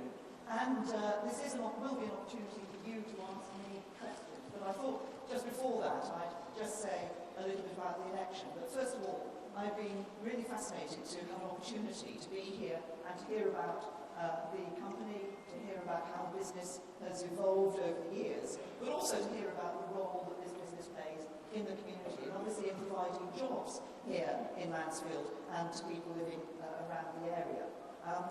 But if we look ahead to this general election, I think this is a really crucial general election that is coming up, because we are, as a country, we're going to leave the European Union, and we will be forging a new role for ourselves in the world. But as we look to do that, we must recognise that over the next 5 years, how we deal with the next 5 years really matters, because an awful lot rides on it. Our future prosperity, our place in the world, our standard of living, opportunities in the future for our children and grandchildren. So getting the next 5 years right, having strong and stable government, having the right leadership over the next 5 years, I believe is crucial in order to be able to deliver for people and to get that bright, better future for the UK. Now, part of that, of course, is about Brexit. It's about negotiating the best deal for the UK. It's about making sure that as we come out of the European Union, we have the deep and special partnership with the EU, which will be good for businesses like Linny and other businesses across the whole of the UK.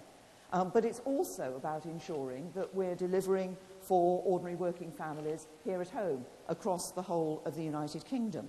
And that's why I'm determined to continue with our plan for a stronger Britain. That is about looking to the future. It's about building a strong economy that rewards hard work, that creates jobs, that spreads prosperity. We've been talking earlier about the importance of growth and prosperity across the whole of the United Kingdom, but also building a Britain where everybody has a chance to get on in life, where there is opportunity for all. And I think government has a role to play in that. And looking at what government can do, it's about things like ensuring we're building sufficient, good quality, affordable homes so people have that opportunity to have a home to rent or buy. It's about ensuring there is a good school place for every child, so that every youngster has a good start in life. It's also about ensuring we have a strong economy, we lock in economic security, we continue to build the strength of our economy so we can afford a first-class national health service and a social care system. All of these are important, and also it's about ensuring that we have care and consideration for people, considering the cost of living, considering the challenges that people have in their day-to-day lives, and take action in relation to those as well. That's why I'm determined and committed to, for example, capping, ensuring that we're dealing with rip-off energy bills by capping the rises in energy prices.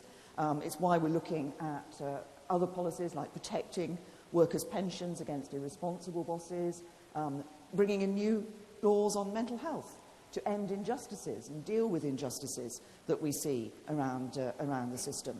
So all of these are important if we're going to build that better future for us, but they don't just happen.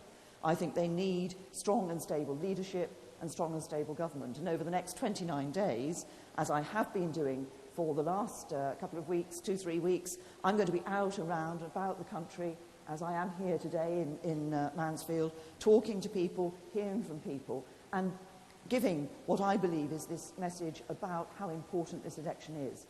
Because there is a very clear choice for the future, and that is a choice, I believe, between, as I've called it, strong and stable leadership under me and my team, or potential for coalition of chaos under Jeremy Corbyn. The next 5 years are crucial. We stand at an important moment in our country.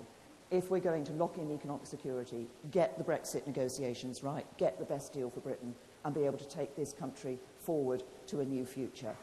As I say, I'm going to be out there, around and about, talking to people about that. I think this is an important election. And the only final thing I would say to you all is it's such an important election. I hope everybody will go out and vote in this election. Cast your vote, because this matters. It's about your future. So that's enough from me, and now I'm very happy to take some questions. I'll try and look at all round when I'm asking for questions. Who would like to kick off with the questions?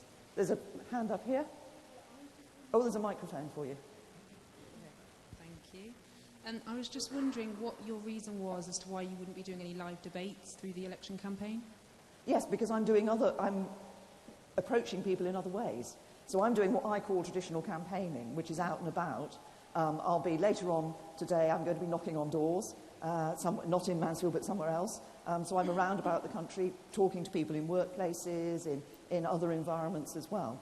So it's that sort of what I would call a more traditional campaign that I'm running. Anybody else? Yes? Hello, Prime Minister. During the Brexit referendum, I experienced a lot of heated debate, anger, almost a little bit of nastiness at times. It's very difficult, unlike anything I've experienced in any political issues before or elections.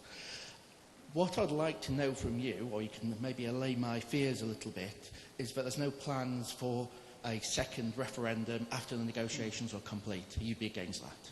I'd be against that, but we're the only party that is very clear that we're respecting the majority will of the British people, which was to come out of the European Union. And actually, I think what I now see is a unity of purpose. I think a lot of people, regardless of what they voted last year, actually saying, let's just get on with it and let's make sure we make a success of it. And that's what we're committed to doing. Anybody else? One right at the back there. Hello. Since 2010, homelessness and food bank use in Mansfield has risen dramatically. What are you going to do to fix that?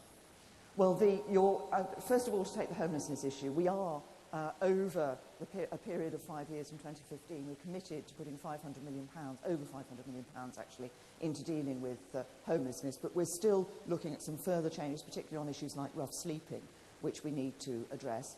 Part of it is obviously about availability of homes for people, but actually what I want to look at is how we can help people at the stage before they become homeless, so that we try and prevent people from becoming homeless in the first place. And that's often about a variety of issues that deal with people. And I've been looking at some really interesting work that's been done, particularly in London, where with organisations working with people before they actually get to the point of homelessness.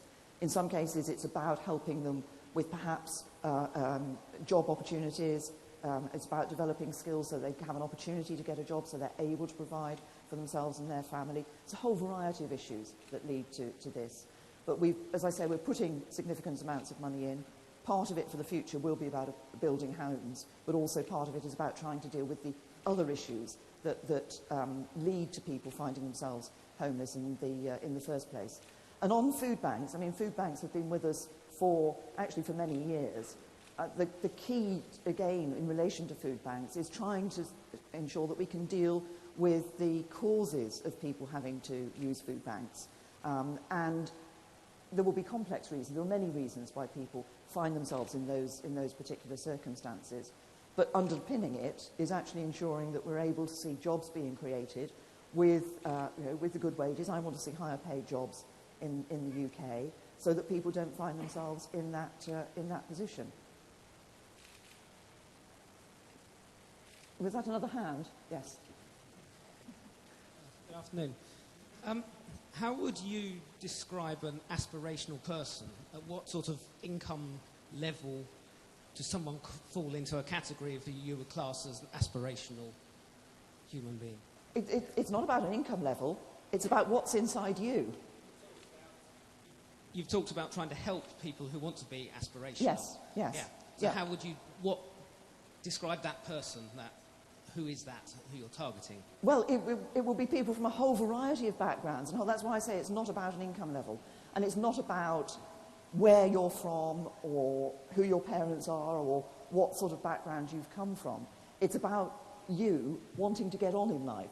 And it's about, this is why I think education is so important. A good school place is so important for every child, so that we can draw out, identify the talents of individual children and help them, yes, to be inspired, to want to get on, to want to work hard, to want to make a contribution, to want to make the best of their life and a better future in due course for themselves and their families. So government can help in providing those good school places. It can help in providing, for example, we're doing a lot more on technical education to give young people opportunities to develop skills and crafts, so forth, that they can actually get on in their lives too. But overall, I think it's about an atmosphere where government and the country say, actually, we all want to be better, we all want to get on, so let's see how we can help you to do that and make the best of yourself. Is there any? I'll take one or two over here, and then, yes. I'll come back, don't worry. His idea of 4 new bank holidays, and do you think it worked?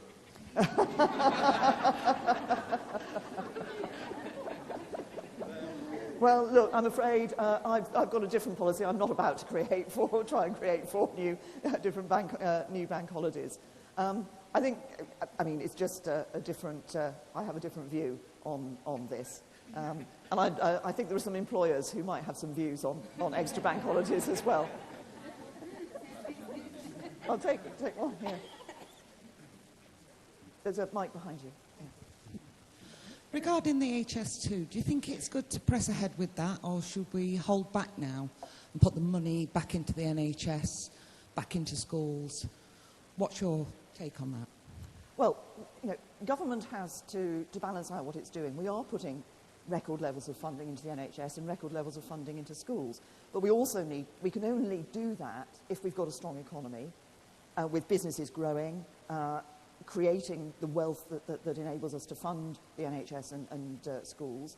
In order to have that strong economy, we need to make sure we've got the right infrastructure in place. Rail infrastructure is an important part of that, and I think HS2 is important in that. And of course, HS2 is largely about increasing capacity on our rail system. So I think it is we are committed to it, and I think it is an important development. As I say, it's about an infrastructure that helps us to develop the economy, that then enables us to be able to fund first-class NHS and schooling. I promised I'd come back over here. Thank you for coming back to me. Something that's very close to my heart is the provision of mental health care. Moving forward over the next 5 years, what's your plans for that? Yes, we are going to, we've got a number of plans. First of all, we're going to look again at the Mental Health Act. The Mental Health Act was first brought forward in the 1980s. I think we need to look again to make sure that we've got it right, so we will bring in new legislation. I think we need to do also, we would look at making changes on the equalities provisions so that we ensure that people with mental health problems are not discriminated in the workplace. I also want to ensure that we can intervene at an earlier stage, identify mental health problems at an earlier stage, and that means, and what we will do is ensure that in every school there is a teacher who is trained to be able to identify mental health concerns and be able to then know what to do about those.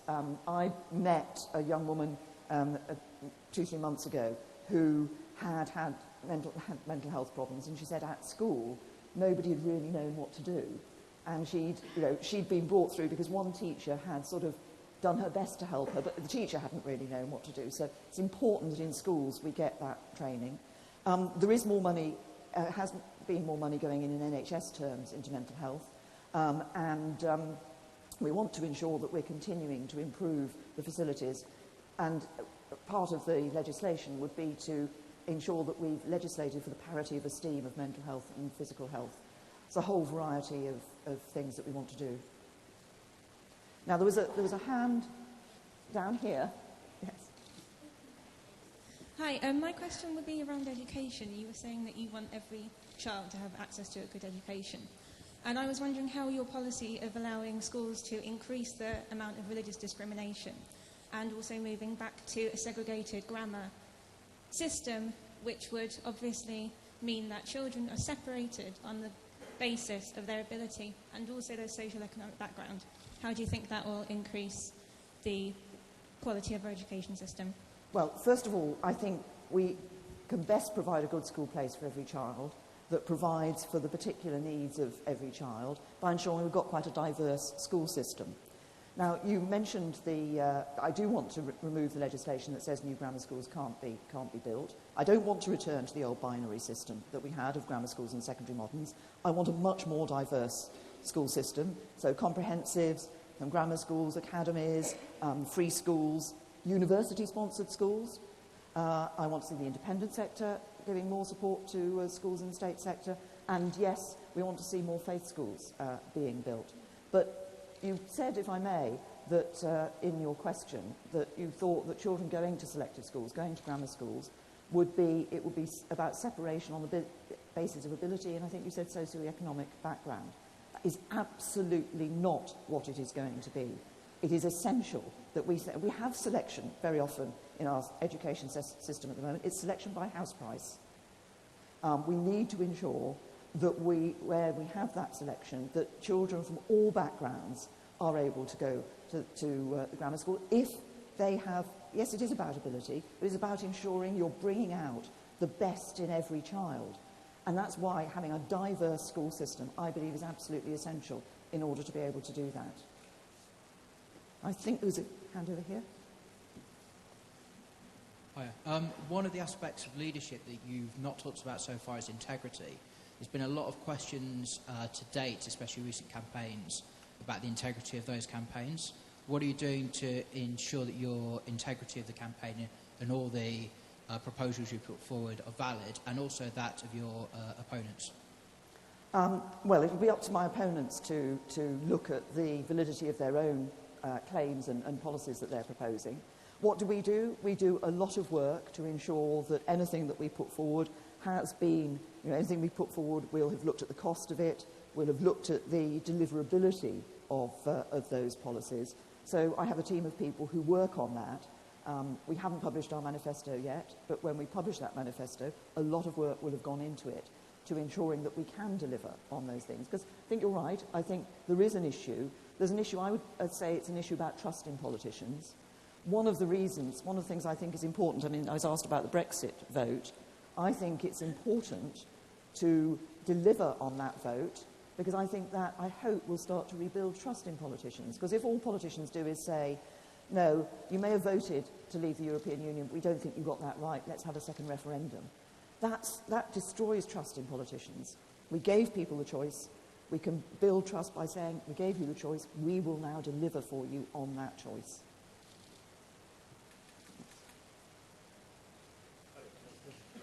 Hello. You speak about having a world-class national health service.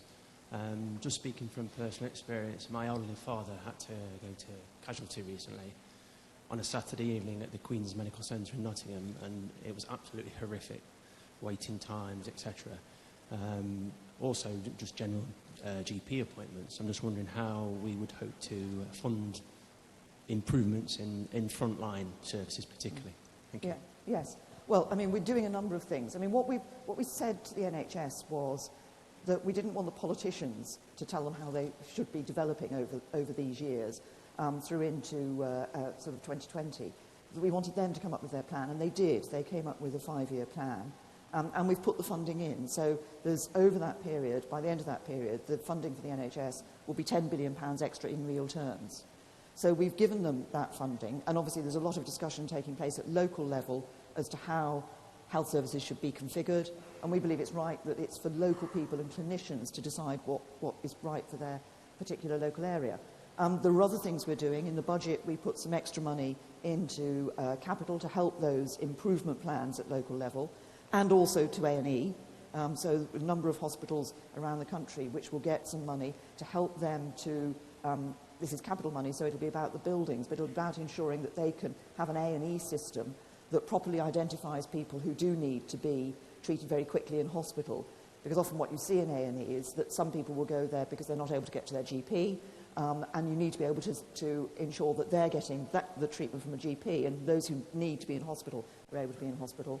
And of course, in GP service terms, we are looking at 7-day-a-week access for GPs, just to make it that bit easier for people to have that access. So we're putting the funding in. There's some changes that obviously need to be made, as I've identified. And I think this here.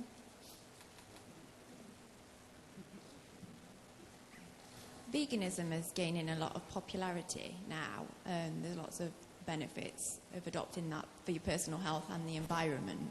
I was just wondering if you had any plans to become more open about that or introduce anything, perhaps, for example, my son doesn't have a vegan option on the school menu at his primary school, or if you was going to be any more open about it at all. It's, to be honest, I think it's the first time I've been asked about veganism. I mean, I think, to me, that's a personal choice, and very much a personal choice. And I think that in terms of things like school meals and things like that, obviously, if somebody's made the personal choice, then it is open to you to ensure that your son's, he doesn't necessarily have to have the school meal, but is able to have something that you think is right. But as I say, it's the first time anybody has asked me about that, and I'm afraid I eat meat. I should admit that, yes. Is there a lady behind there? Sherwood Forest at the moment, it's just down the road from here. Locally it's quite important for tourism, and it's currently under threat from fracking. Just wondering what your thoughts were on that and whether you've got any plans to do anything to sort of restrict that at all. Well, if we look at the question of fracking or exploiting shale gas, I think this is could be a really significant benefit to the UK economy in the future. But we have to ensure that we're doing it in the right way. And we are, I mean, what we've been looking at is actually quite a rigorous and tough set of arrangements in place in order to, for the circumstances in which that can take place and how that can take place.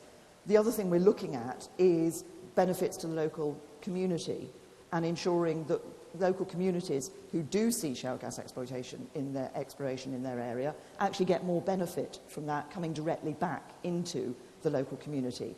So there are potentially significant sums of money, but we want to make sure that they are coming back into the local community. And if I take one more from the... Should I take this here?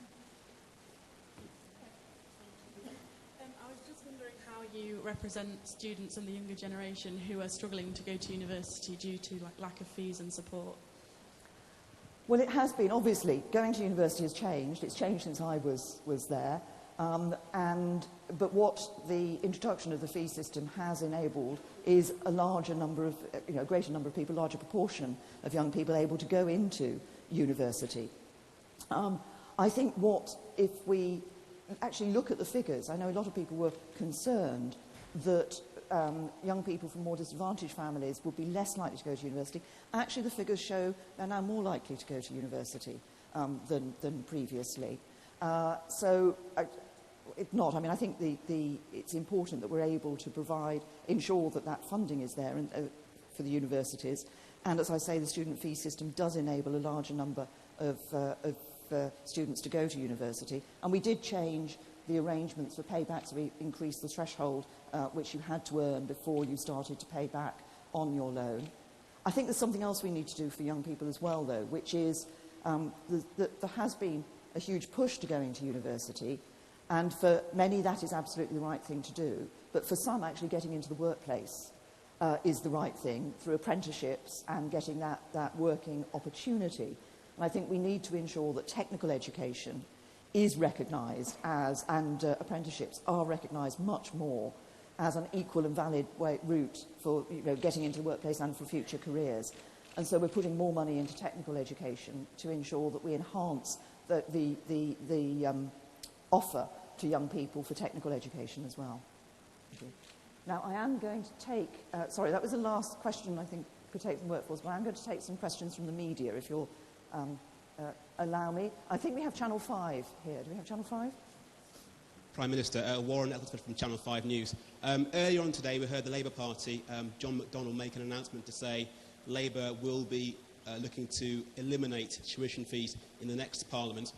Bearing in mind that earlier this week, some would say perhaps you were influenced by a previous Labour policy by changing the way that energy prices could be capped. Would you be looking to change the way that university education is funded in the future? Well, look, first of all, let's be clear on the policy that we announced on the cap on energy prices. It was different from the policy that the Labour Party had previously announced. They wanted to freeze prices and at a point in the future, which would have meant that the energy companies could have raised their prices and they would have been frozen. So people who were paying over the odds would have carried on paying over the odds. And our proposal is quite different from that. On the question of tuition fees, no, I mean, those tuition fees will remain. And the question you have to ask the Labour Party is how would they actually pay for all of this that they're proposing? Because what we've seen from the Labour governments in the past is that they wreck the economy. If you wreck the economy, then you aren't able to support students. You aren't able to support public services. You see businesses going under. You see jobs going. That's a very clear choice that people have between a Conservative government, me and my team, strong and stable government, securing our economic security for the future, or a Labour Party that would wreck the economy. I think the Independent is here. Hello. Will you rule out any further disability benefit cuts in the next Parliament? Well, if we look at what we've been doing on disability benefits, what we have done is looked at focusing disability benefit payments on those who are most in need, on the most vulnerable and those who are most in need. And in fact, we are spending more on disability benefit payments than has been done by any government in the past. So we have changed the way that disability benefits have been paid, and I know there are some issues people continue to raise about assessments that are made on those payments, but we will continue to be looking to a system that ensures that we are supporting those who are most in need. And BuzzFeed? Prime Minister, you've talked today about the importance of getting out and meeting real voters, engaging one-on-one, and it's something that you have a reputation for over your career. But so far there seems to be a perception that your rivals are getting out and about in the country more than you. How are you going to counter that? Will you, for instance, have a battle bus? Well, look, I've been around all around the country. I think if you look at what my rivals have done, I think I'm right in saying that a significant number of Mr. Corbyn's visits have actually been within 25 miles of Islington, whereas I've been across the country, as I am today, and I will be in the days to come, in the 29 days that are remaining. And it's opportunities like this, as you've seen, with the workforce here able to ask me questions, but I meet people in a whole variety of environments. As regards the last question, I think you saw Jeremy Corbyn launching his coach yesterday that will be taking. There will be a vehicle to take me around at various points of the campaign, and from time to time we may actually have some journalists on the vehicle. Thank you very much, everybody. Thank you.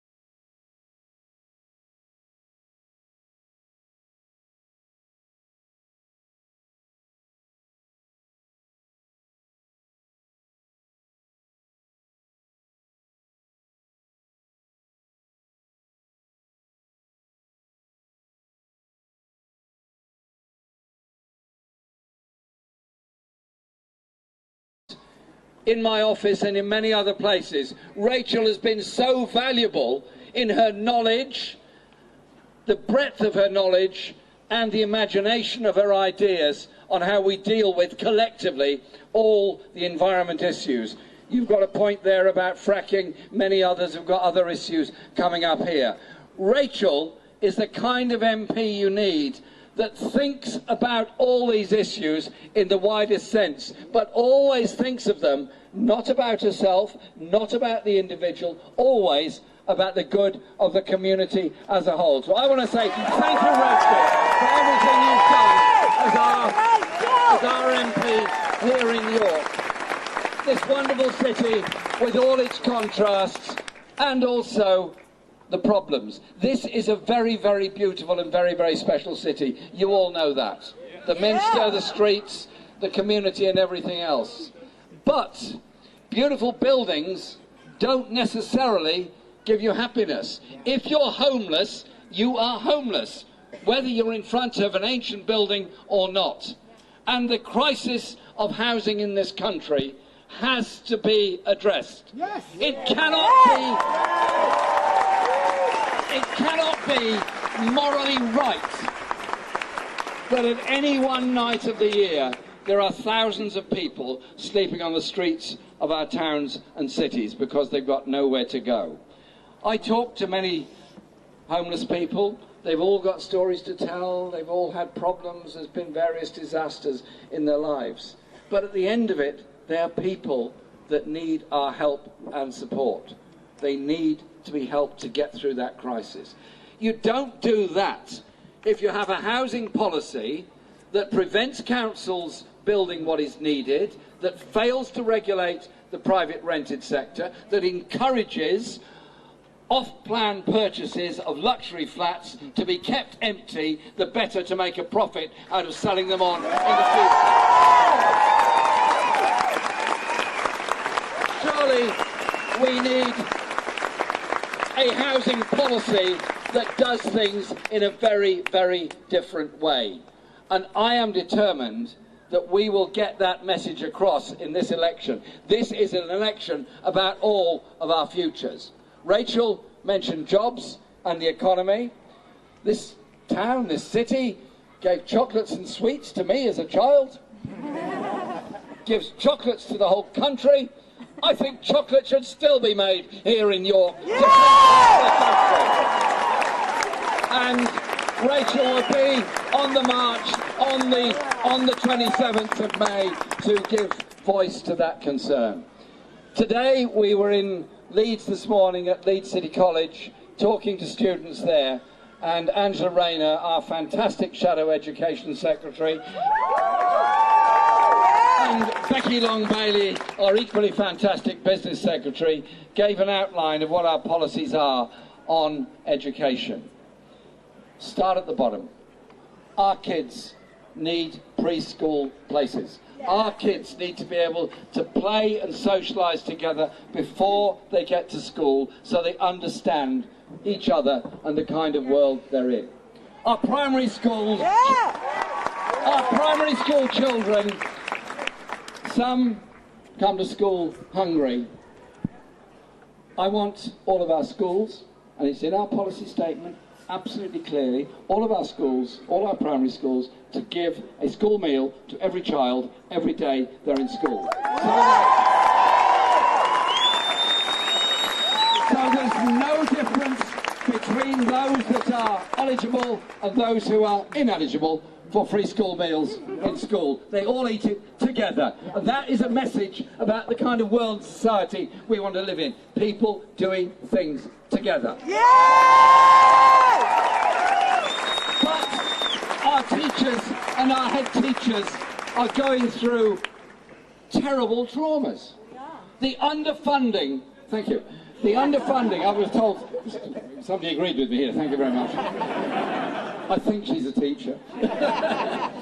Going through terrible traumas because school spending per pupil is being cut. The number of oversized and supersized classes is rising. Something tells me there's a big problem ahead. This is the 21st century in the 6th richest country in the world. Should our schools be going through a funding crisis, or should we be supporting our schools, our teachers, our teaching assistants and the whole team that runs the school? Should our head teachers be put through the trauma of deciding which teacher to get rid of, and in secondary schools which subject to get rid of? So it's a Labour government that will fund schools properly. We will not be investing in vanity projects of selective grammar schools, because I believe education is for all. Every child deserves the very best that we can give to them. And there's one other thing I want to do for primary schools, and that is the arts pupil premium, so that every school will get some money to spend on music, on art and drama education. Because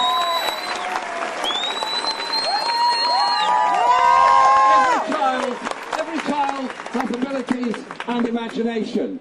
Do well at music, you actually do better at maths. All these things are linked together. Let's not put everything into little boxes. Let's fund that so we can do it properly. And then you look at secondary schools and the issues there of the funding, of course, but also those that come to the end of secondary school doing their GCSEs. We will bring back the education maintenance allowance so that all those young people can continue and get on and go on to FE college, because we want to see education for all.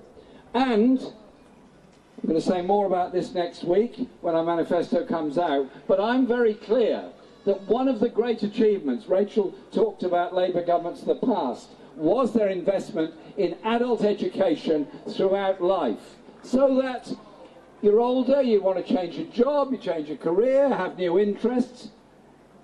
Learn it, by all means. Go and learn it. And we will provide the resources to do it. Because in every one of us, there is imagination and potential. But the combination of poverty, of bad housing, of low wages, limits the achievements that our children could make. And we all lose. A child that doesn't achieve in school is the doctor we haven't got in 20 years' time. Is the engineer we haven't got in 20 years' time. And so it's also about what we do in the future of our economy. The future has to be a future where we invest. In Germany, governments invest. In France, governments invest. The model is there. It's there to look at. Where you invest in a growing economy, you get higher living standards, you get greater levels of productivity, you get greater levels of invention and innovation. We seem to pass by on the other side and think that doesn't matter. We will have a national investment bank, regionally based, which will fairly invest in transport infrastructure and other infrastructure such as broadband within this country, so that we get economic growth all across, and we will develop and invest in the sustainable green industry jobs of the future and the renewable and sustainable energy jobs of the future.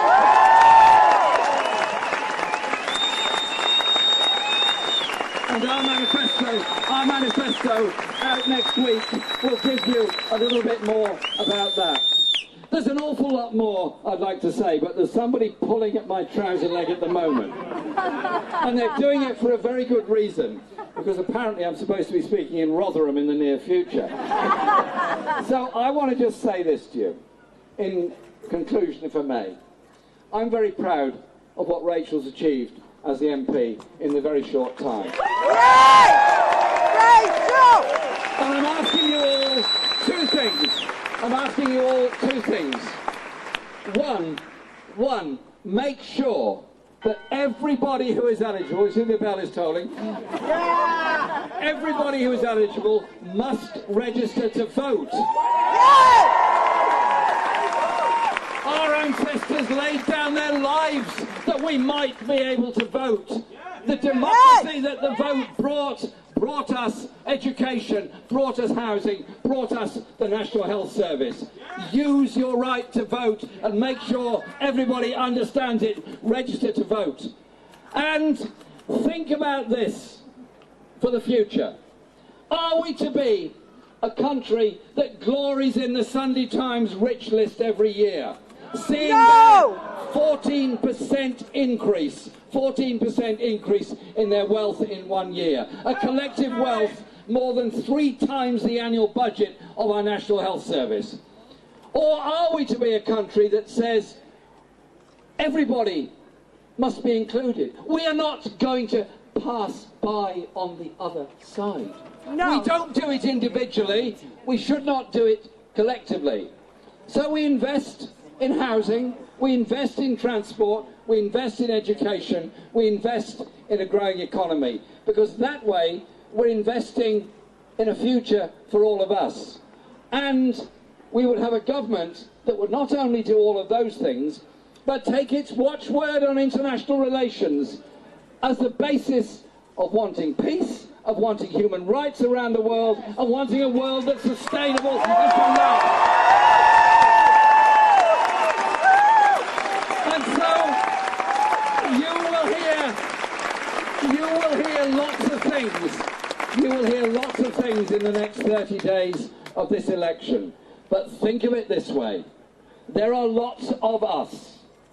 There are lots of us who are determined to achieve that world where everybody can achieve something in their lives, where we don't pass by on the other side. Because we are determined that our message, a very, very simple message, which some very kind people are holding up at the moment, if any others have got that same poster, please hold it up. Thank you. You see how well trained we are. We are for the many, not the few. Re-elect Rachel, bring Labour in the general election. Let's go for it. We can win this thing. And we can win for everybody in this election. Thank you very much indeed.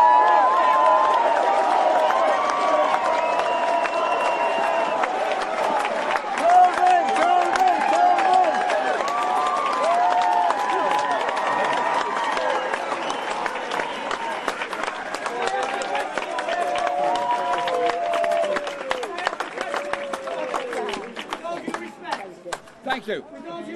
Thank you. Thank you very much. I'll come down to you. I'll come this way. Come. Come over. Come on. Go this way. Come here.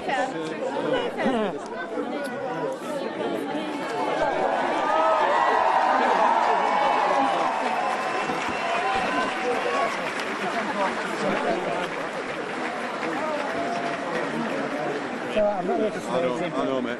I'm here for one question and one question only. I'm just going to stand in front of you, all right? Thank you very much. Say hi to Tommy. To Tommy.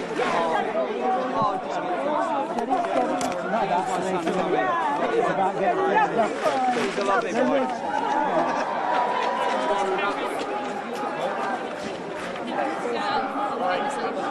Thank you. Please go. He answer your question. I wanted to answer my question, yeah. Yeah, Jeremy. Jeremy, can I ask you a question, sir? He was waiting. With all due respect, he's wandering off. I can't do anything about it. Just give him a shout and tell him. Just give him a shout and tell him. He did say I'll come down to you. That's just ignorant. That's refusing to ask him a question. I think he knows what the question is. Because I'm on the veteran side. Exactly, but we want our possibility as well. You know. I know you filmed it. I guess you put it on social media. Oh, it is. So maybe just put that comment. Well, I can't because it run out. All right. That's why I just want to ask him one question. That's all. What's your question? My question is, what is the Labour's policy on the prosecution of veterans of Northern Ireland? That's all I want to know. No, bring back Kevin Flatley.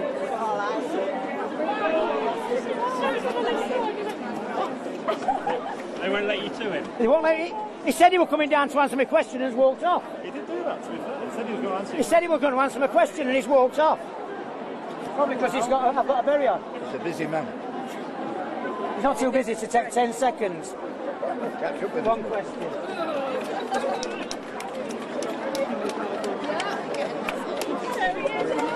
Catch up.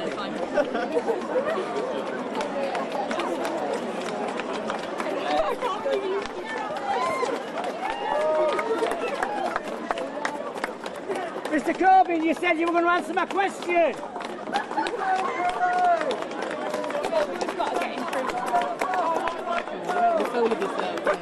He did say he'd answer my question. What's your question, mate? My question is, what is his policy on prosecutions of veterans for Northern Ireland? Okay, let's go. That's all I want to know. Sorry, my darling. It's quite all right. You know, we need some clarity. If we can get to it. Because there's only veterans being prosecuted. I know. And yeah, I'm passionate about it. That's where that's from. Yeah, absolutely. Jeremy, come on, please. Jeremy, there's a veteran here who wants to ask you. See what I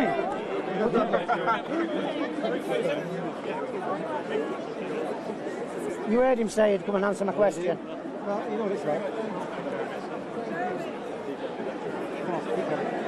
And if it goes on TV news, that's great.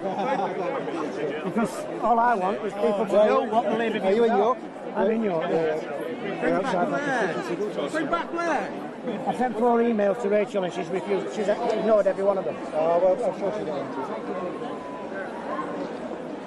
Let's try and get to it. These guys are all right. He's stopping and taking pictures with everybody.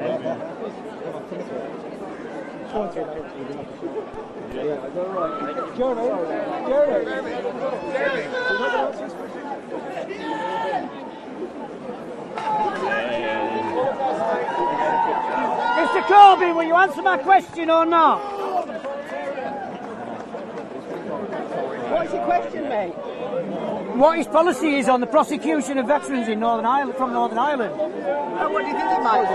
Well, I'm hoping it's going to be fair across the board. Not just prosecute veterans, prosecute both sides. Where is it?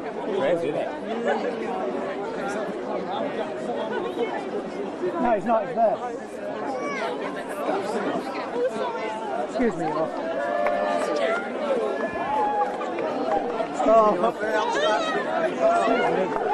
Excuse me, love.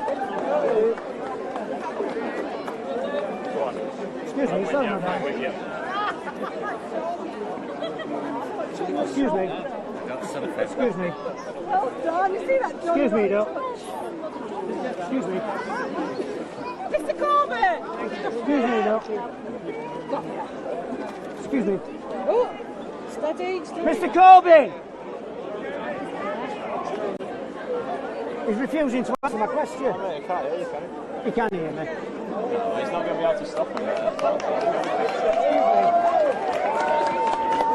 You'll not listen. No, he won't. He's getting in the car and leaving now. He answered on the stage, he said, I will come down and answer it. He said, I will come down and answer it, and he's walked straight off. What did he say? The waste of time. Rachel Maskell's refused to answer 4 emails. They just don't care about resources. End of story. Sorry, but that's just lost him 4 million votes.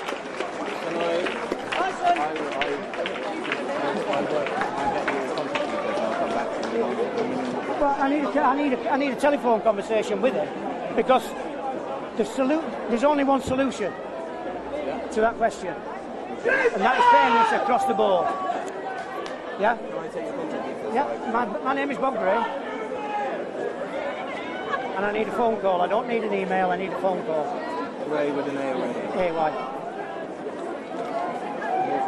07736. Yep. 663. 765. And your question is? My question is, what is Labour's position or policy on